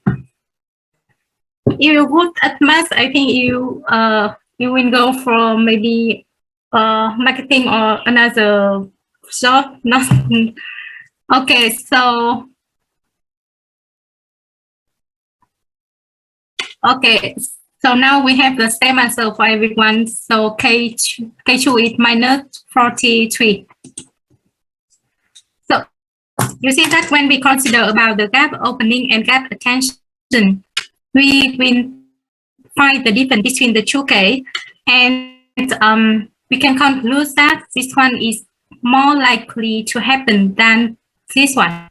This one we have to make 5 evolutionary event, but this one we that need on the make once is that need it like you cut the sequence from one organism of one gene and move to the another gene. So you see, by using the alignment score, so they take account for everything, and we can get the better scenario. So we already discussed a little bit about the e-value. Like I said before, every time when I check for the blood, I look for the e-value first, because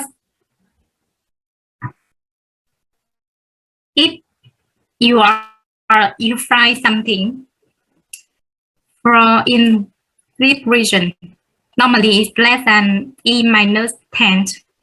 So it can be the phone positive. So both segments are aligned, but no homologs.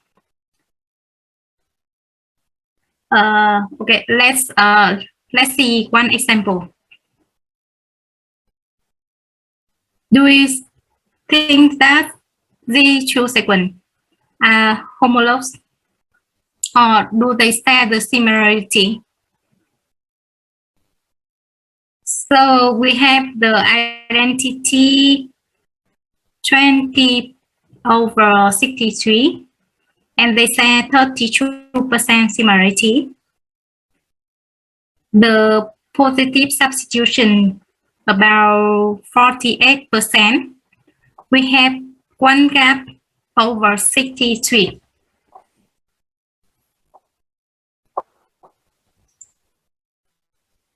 That the sequence share the similarity.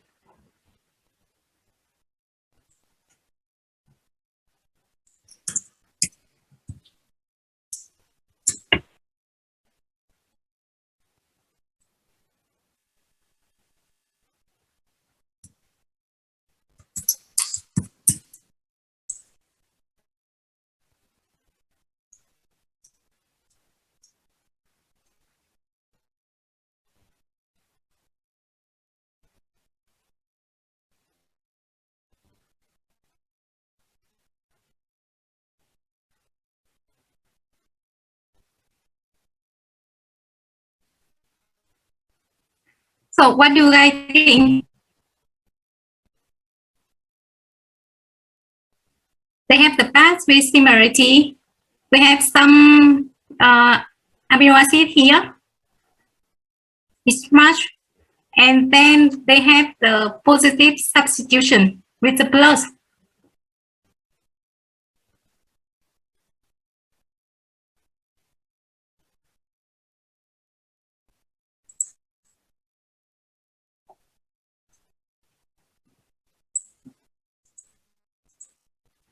Can it happen like this alignment represent a true homology between the both sequence?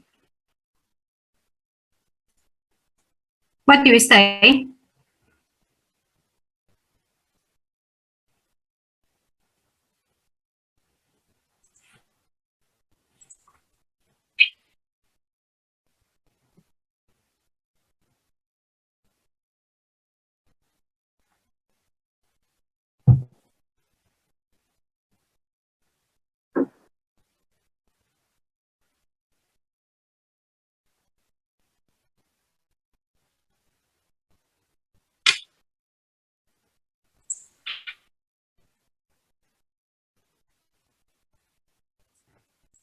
Okay, so I don't have the answer, so I think I have to answer it by myself.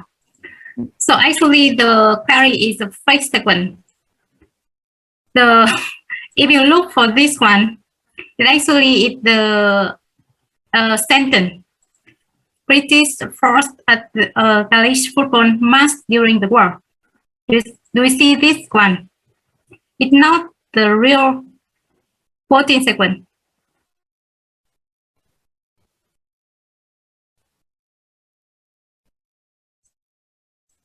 Do you find it?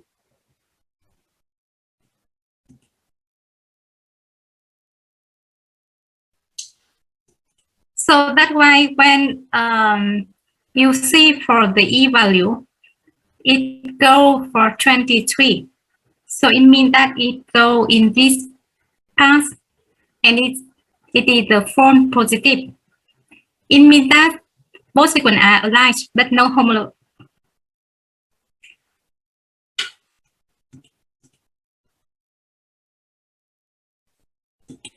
So when you have the readout, so looking for the expected value or the e-value, and if it go in this path, the green path, you can say that they share the similarity, or they are or they present a true homology between the both sequence.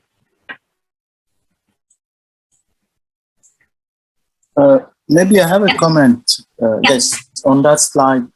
So you always see that the e-value is written like 10 minus 10, 10 minus 22 or something like that. It's like, it seems like a probability, okay? But in fact, it's not a probability. Okay, it's a number. In fact, the expect the e-value, in fact, it's a number of alignment you can get by chance with the same score. So it means here that the expected value of 23, it means that it's the number of alignment you can get in that database with the score of 35.4 bits. Okay, it means that by chance you can get an alignment in your database with the same score, so it's not statistically significant. So when the e-value is very low, it means by chance it's very hard to find an alignment with the same score. So it means that during the evolution, if that alignment happened, so it's something really related to the function of the protein or to their origin or to the 3D structure. Okay? So once again, the e-value, keep in mind, it's written 10 minus 10 or 10 minus 20 or 10 minus 40. You will have that in practice, but it's not a probability. It's only the number of alignment. Okay? I hope that's very clear for everyone. Yes, you can go.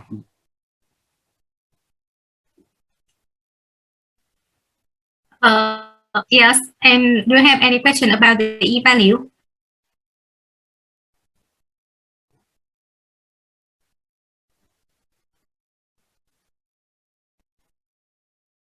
So I hope Emmanuel already explains it clearly for you.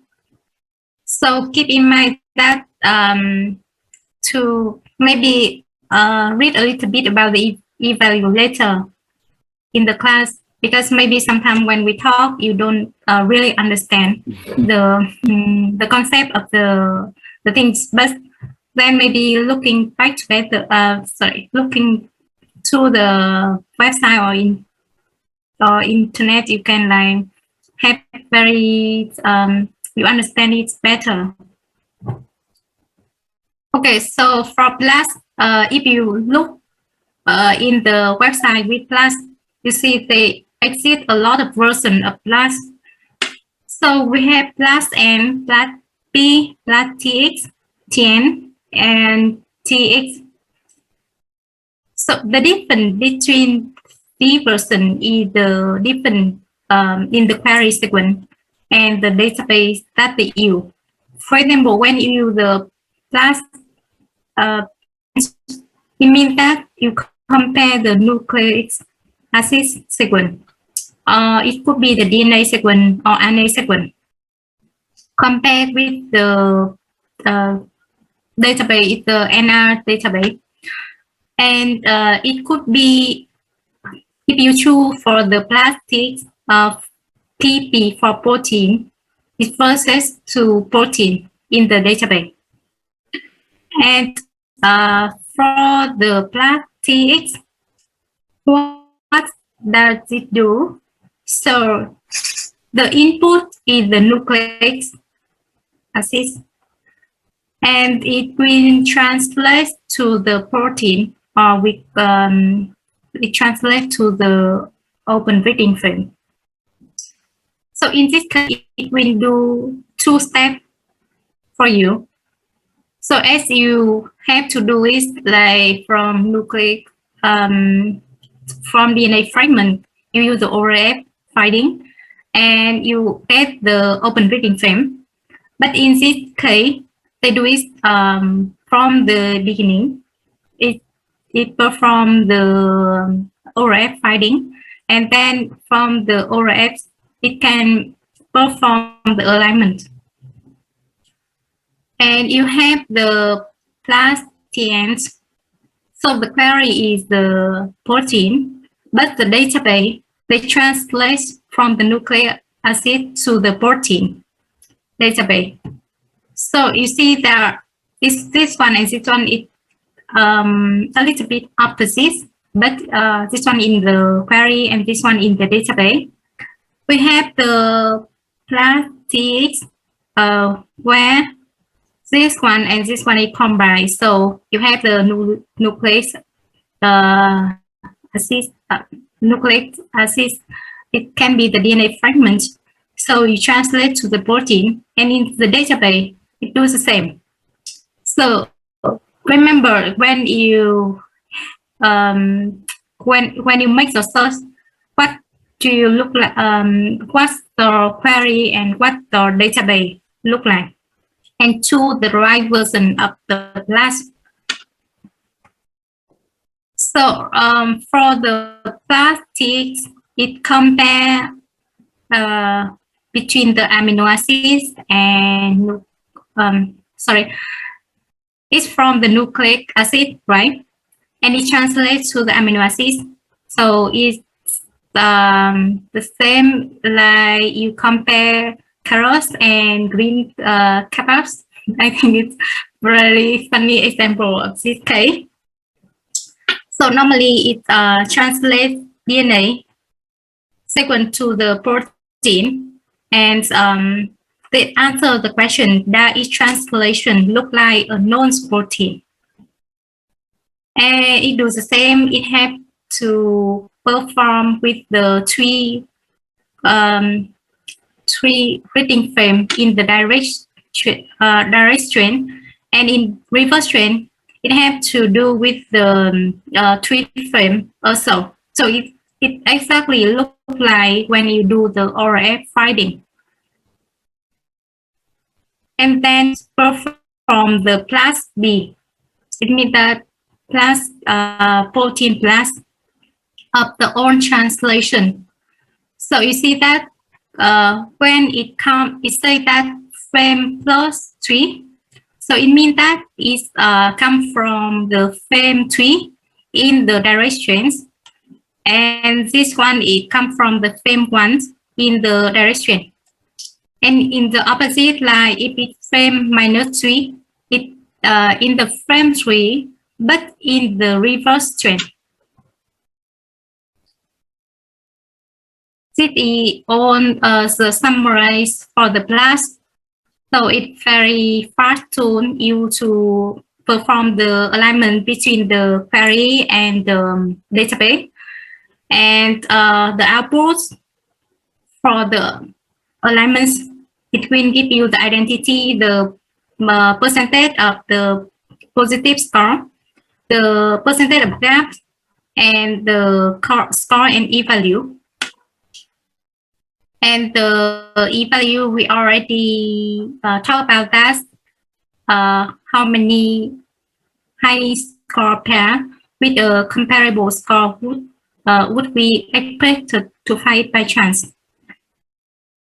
With the e-value, keep in mind the smaller is better. So normally, when you see something like e-value with a lot of zero, it goes to nearly to 0. Or you see they put something 0, but it never happened. It can be very, very small, but it cannot be 0.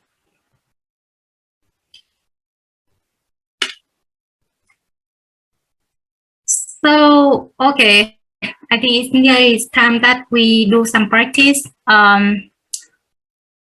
So maybe when you do the ORF, you have to do it for all the ORF. So in some case, if the ORF have no branch in the database, so what can we conclude? This is a question for you.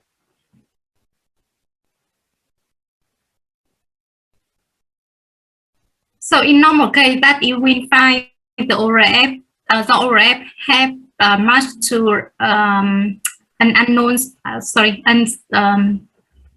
unknown protein, or maybe the unknown function protein.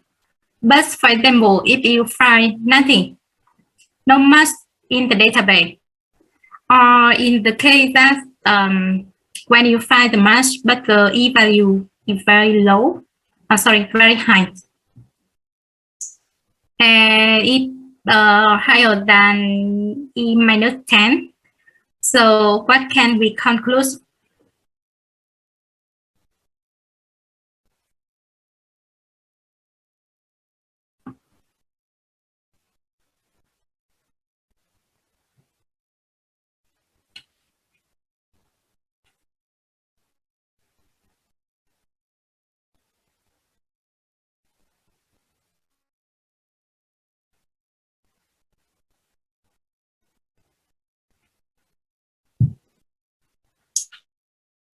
Okay, we have trust here is from positive. Yes, it is. And what's else?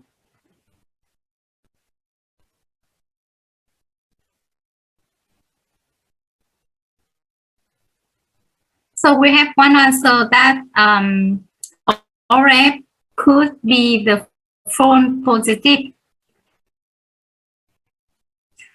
And what else can we conclude?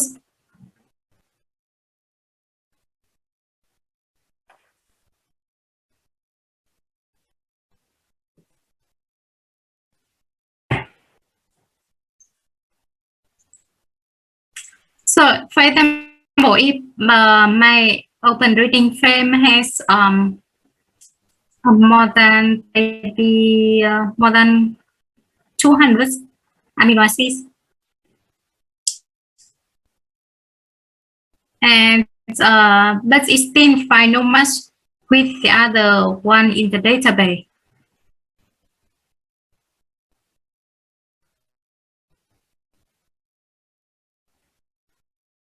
Okay, so we have the ORF France. I think because you already read the rule, so you have something with the classification. And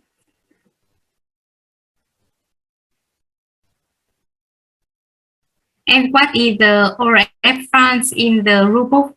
What is the definition or like classification when we say the ORF France?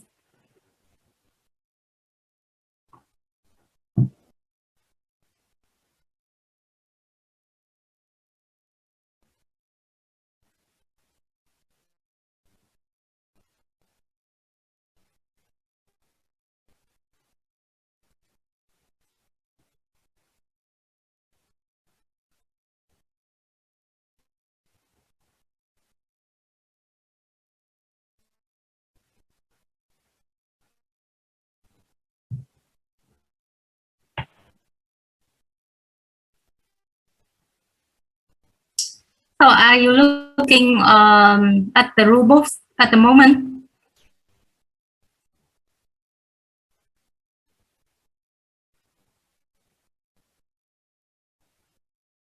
So if you are looking on this, can somebody tell me what is the ORF France in the rule book?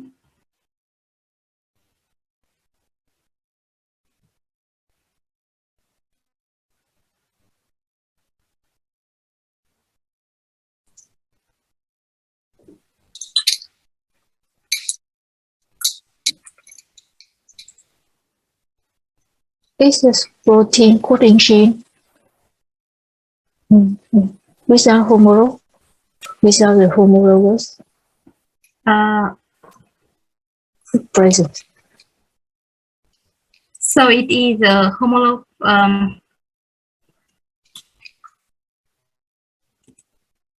But we don't find any homologs.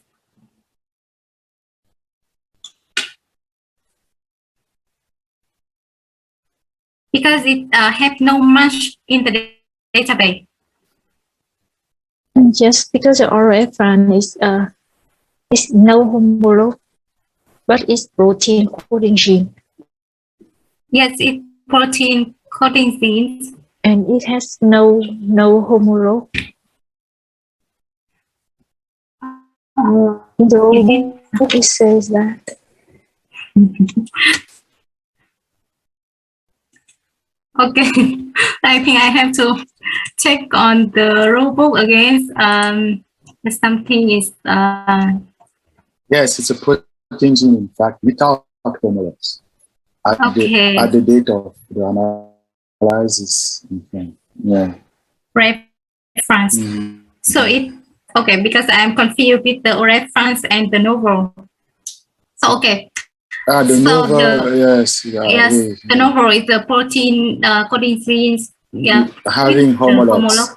Having yes, but without a non-function. Yeah. Okay, sorry. Yeah, you are right. So we can call it the reference. So it could be the coding protein coding for the gene. And if you see in the rule book, you still have the another one with the ORFs with homolog, but it's mapped to the unknown function, and we call this the novel. So in this case, in the case that we do not find any significant, any homologs, so we can consider in the twilight zone. So between the E minus 10 to E minus 5. So in this part, you will have a look like if you have any alignment or any similar to this path, and we can check for the alignment length, the value, the function, and so on. And we can maybe make some assumption on the protein, for the ORX. So in the case that E minus 10 does not work, so you go a little bit higher to E minus 5. And from E minus 5, from upper pass, it's the one that bigger than E minus 5. So we cannot, it's not the twilight zone anymore. So it called to the no homolog.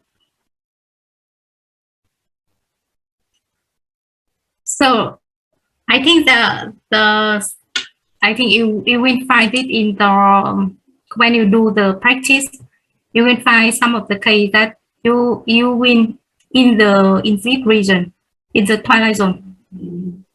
It can be the when you consider to take some of the alignment. Okay. So that's all for the multiple alignments lecture today. So now we can perform the practice with the class.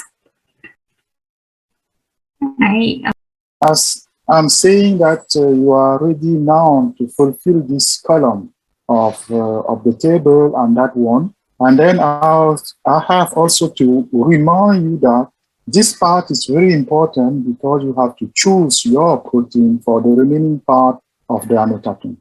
Okay, so but there is also another point that's really important when you are analyzes your open reading frame here is what is written in red here.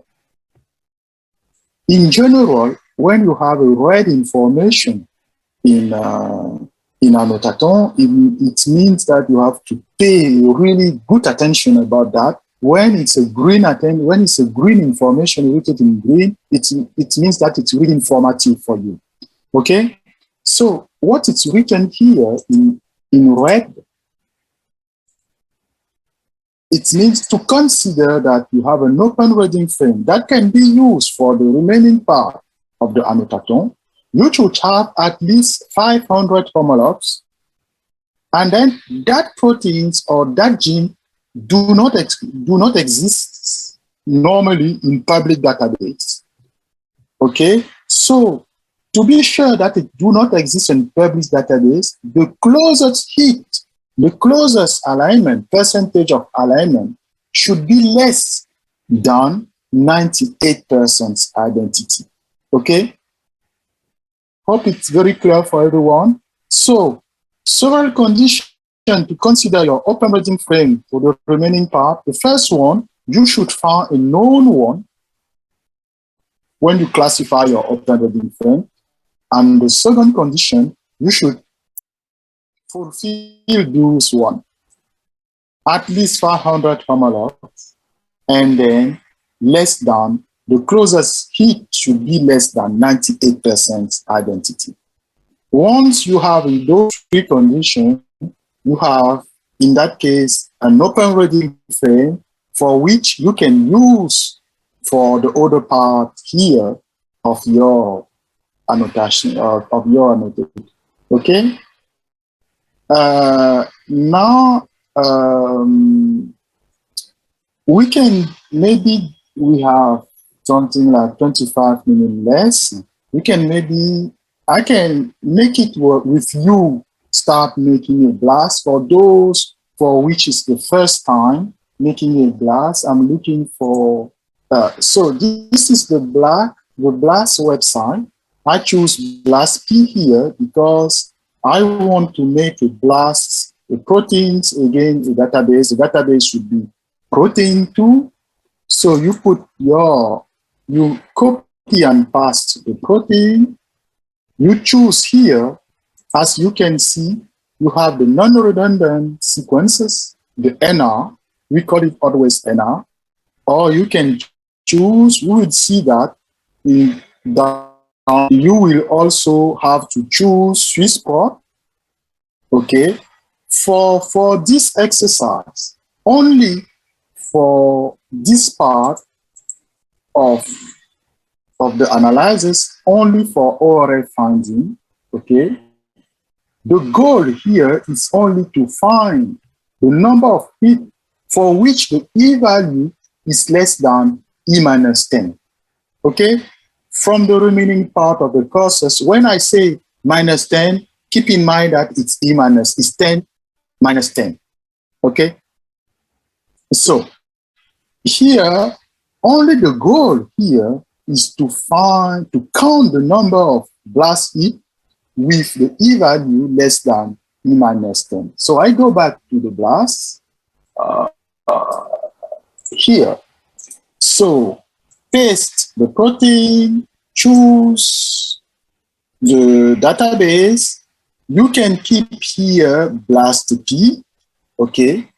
And something that is really important, you see, you can, at this step, run your blast. But if you run your blast, the blast process will use only default option, okay? And one of the default option is to limit the number of hits that you will see to 100.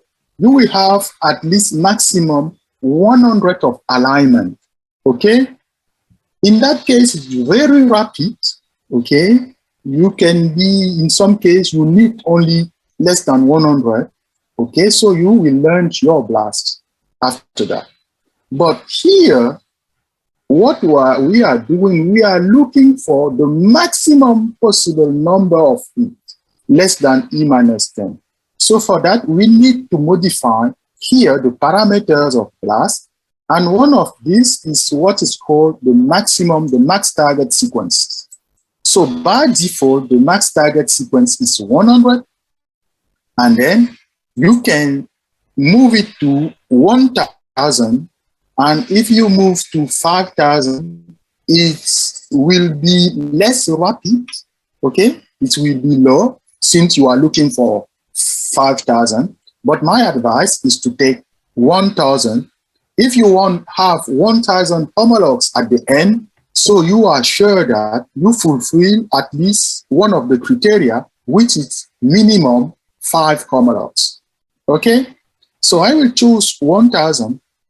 Okay, so my advice is to keep this like this. You can modify the E-value threshold and put it E minus 10, okay?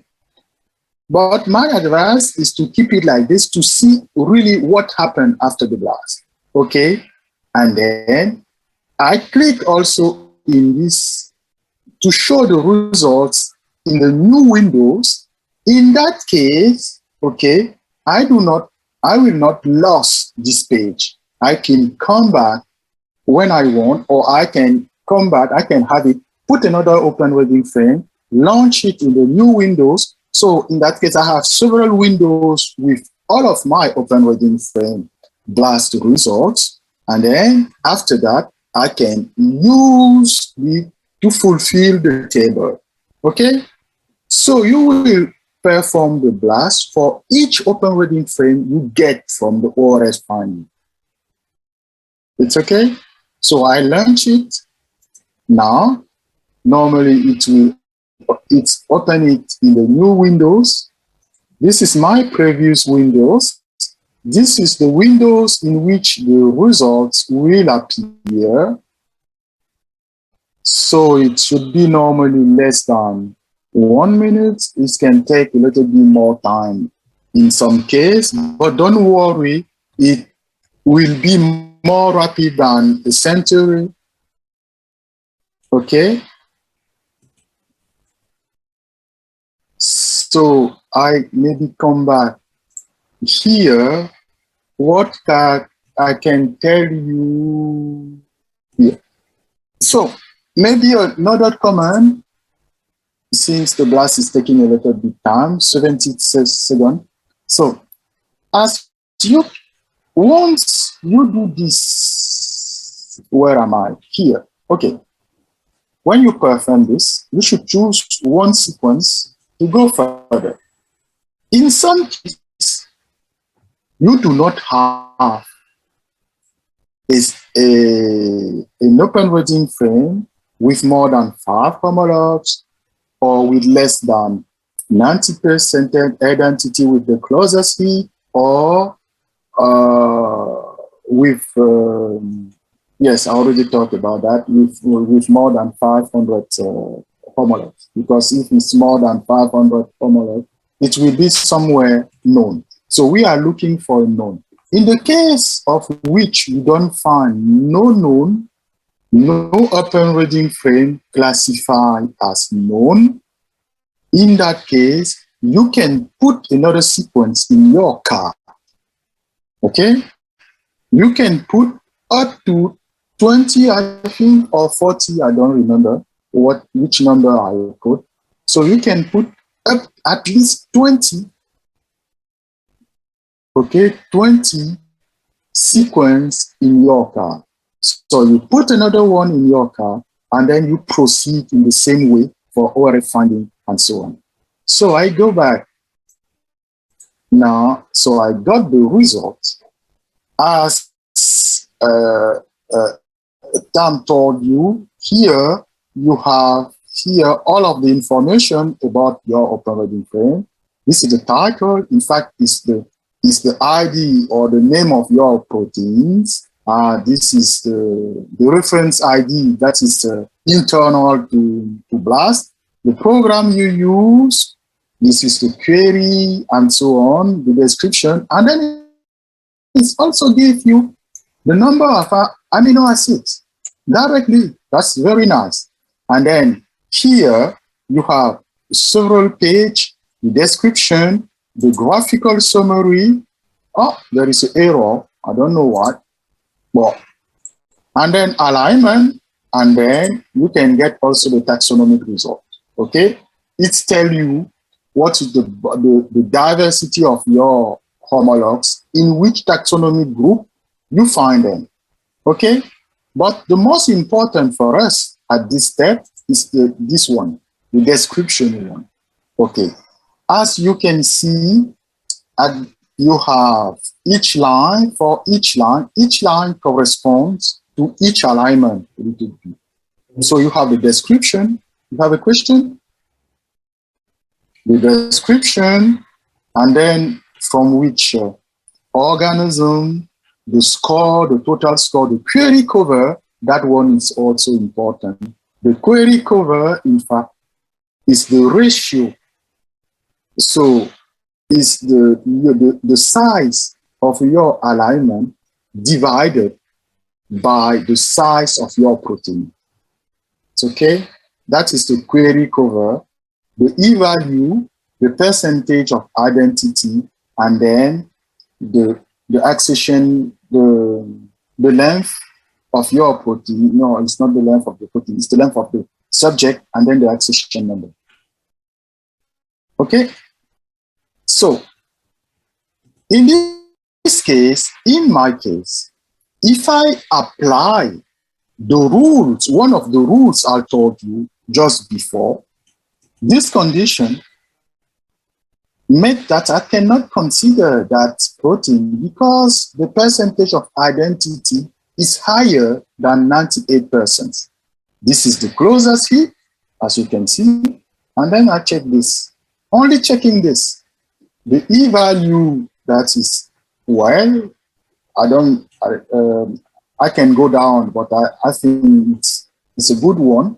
But if I look in this condition, it means maybe those proteins, that proteins already been in biological database. Okay?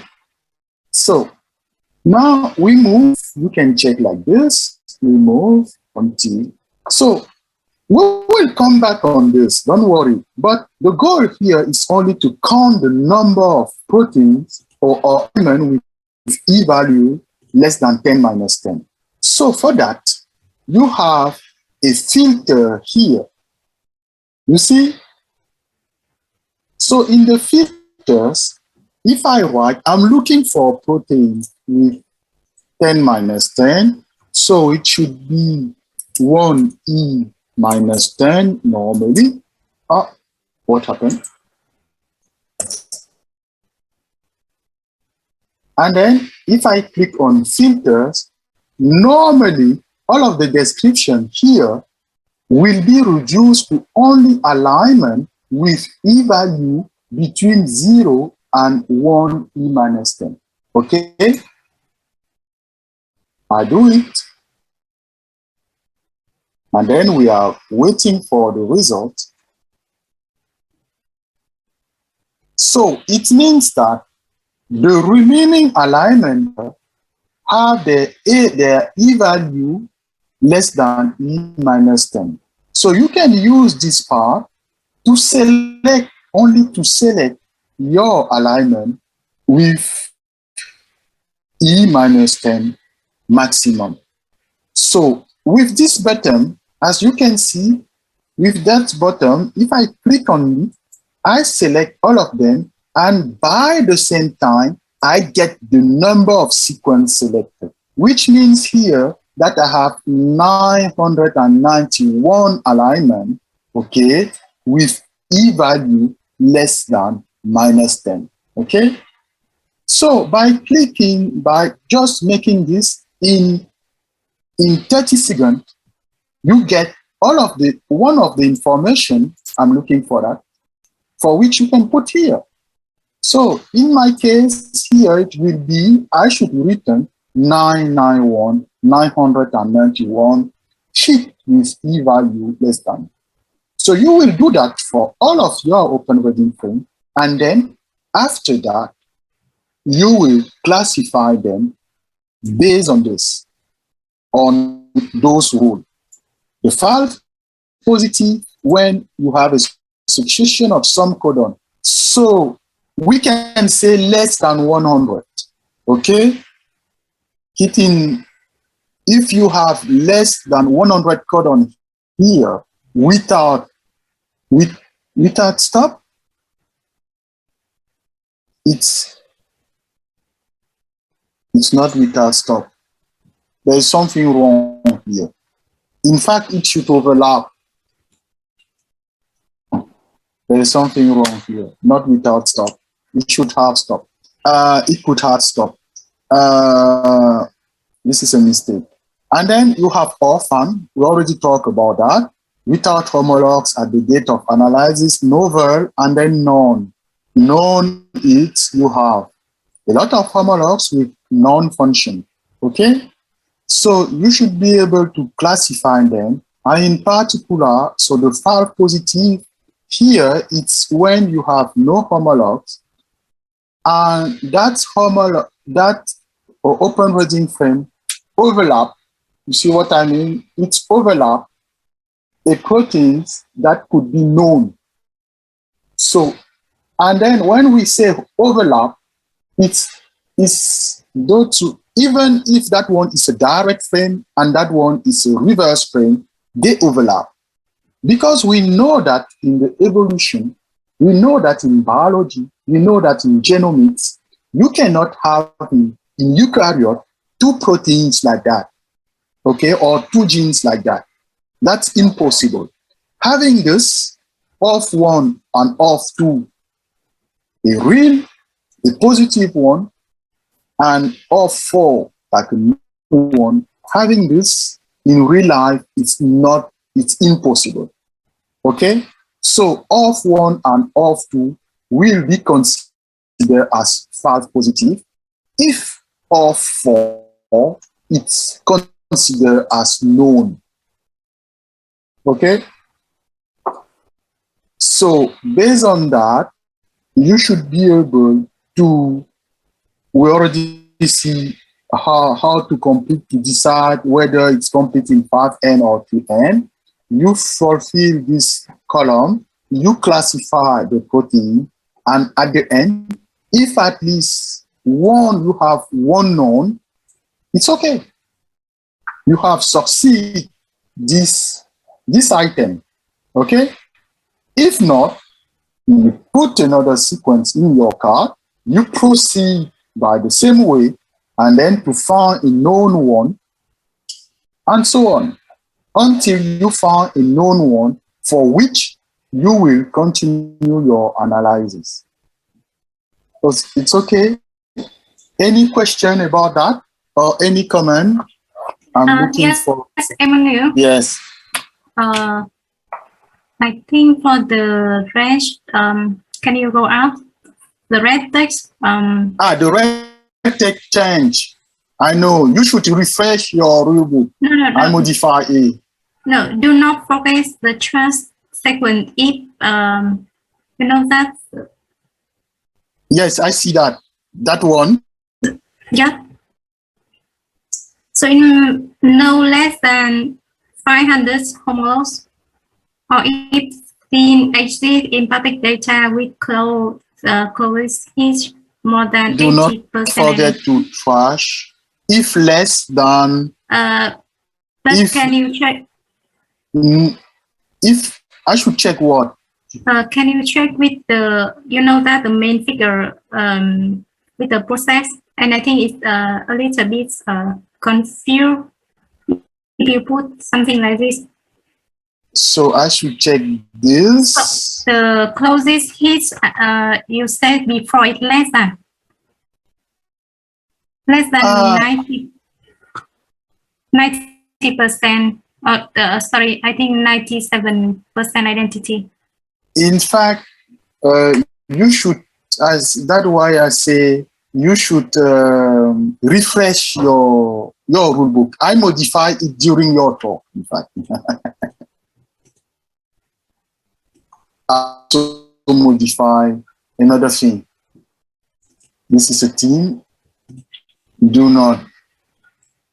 You know the metagenomic.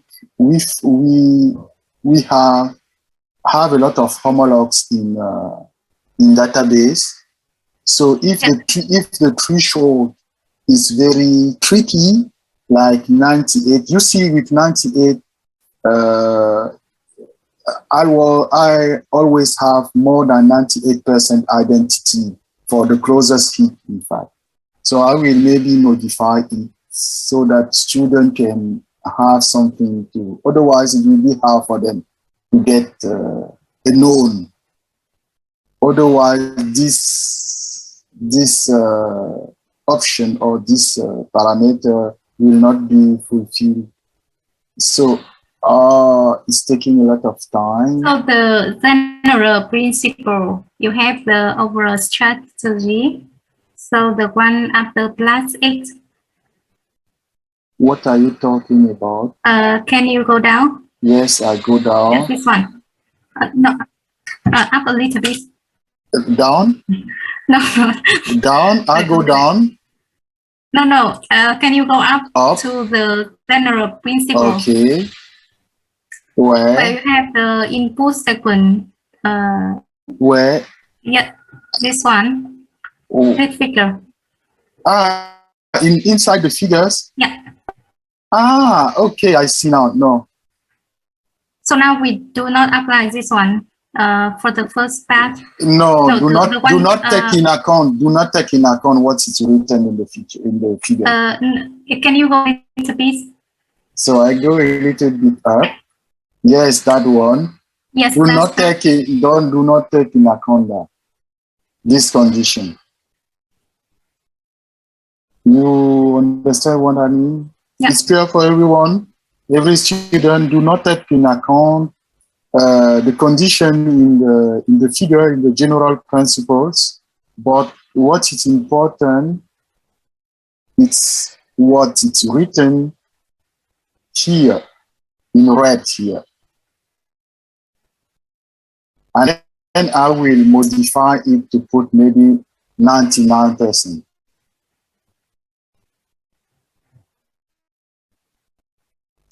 So that you can have known.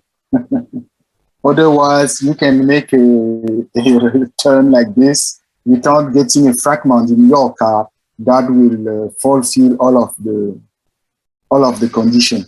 The condition of having more than 5 homolog, it's easier now to get it. Okay, since there is a lot of sequences in our database, but having more than 100% identity, it's also easier to have it. So if you have your closet heap more than 98% of identity, you will trash your fragment. Like here, I don't know if you see, in many cases at the beginning you have more than 98% of identity.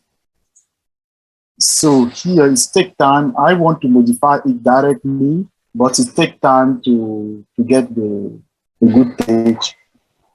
Okay, but I will modify it later if it's working, if they are happy. So any question until now? Do you have the chat, Tom? No, I don't have any. Someone in the chat? I cannot read the chat here. No, that we don't have any question from the chat.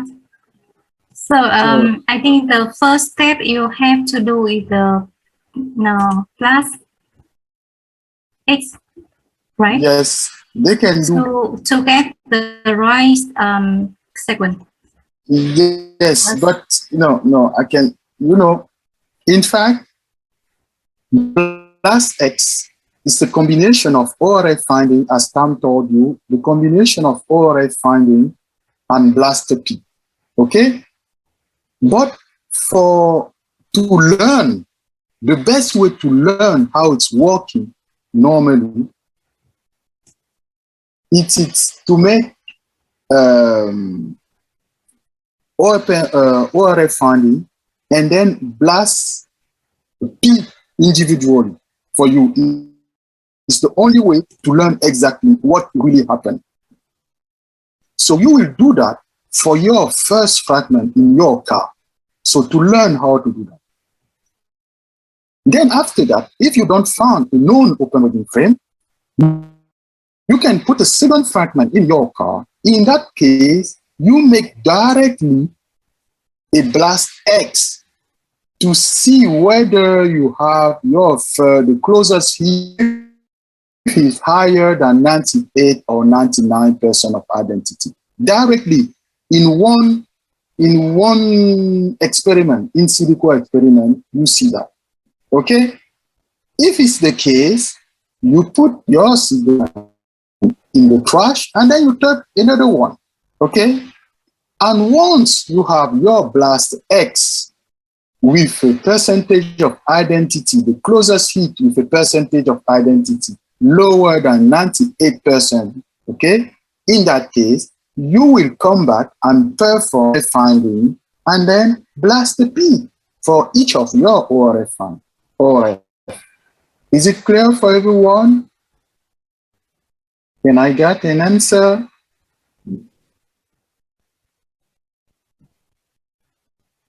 On the chart, maybe I don't have a chart.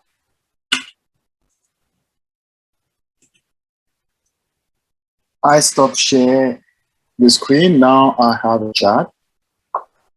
Is it okay for everyone? Yes, I see someone, Jian Yuan Van, we say it's okay, right?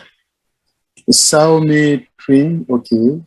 So So it's better to proceed like that if you want to learn exactly how it's working. Okay, the first time you make both, and then for the second time you make directly blast X to summarize like that. Okay, and then you will get, and then you fulfill the table. And I hope that for tomorrow and after tomorrow, you will be able to get everything. So time one, what they are going to do tomorrow, it will be without me. Yes. You will. Yes. So this week we still have 3 more lecture. 2 or 3? 3. 3. Okay. Okay. Yeah. So I will try with the protein domains and maybe continue with this one. Yeah. Okay. Class. And what else? Two of the lecture are in the morning, so I cannot be there. And in Friday, I'm busy, so I cannot be there too. But during that time, it will be mainly practice, and then maybe some lecture about proteins domain. Yes, the one on proteins domain. So I will be back with you on Monday morning, and depending on where you are, we can maybe continue to make practicals or start another lecture about molecular phylogeny, something like that. Yeah. It's okay, but don't worry, we will have time to make all of the things from the oral finding until the conclusion of your. So my advice is to try to work by yourself during the time we are not there. So it's really important. The annotatons have been conceived in that way. So you have only to be connected. You have the rule.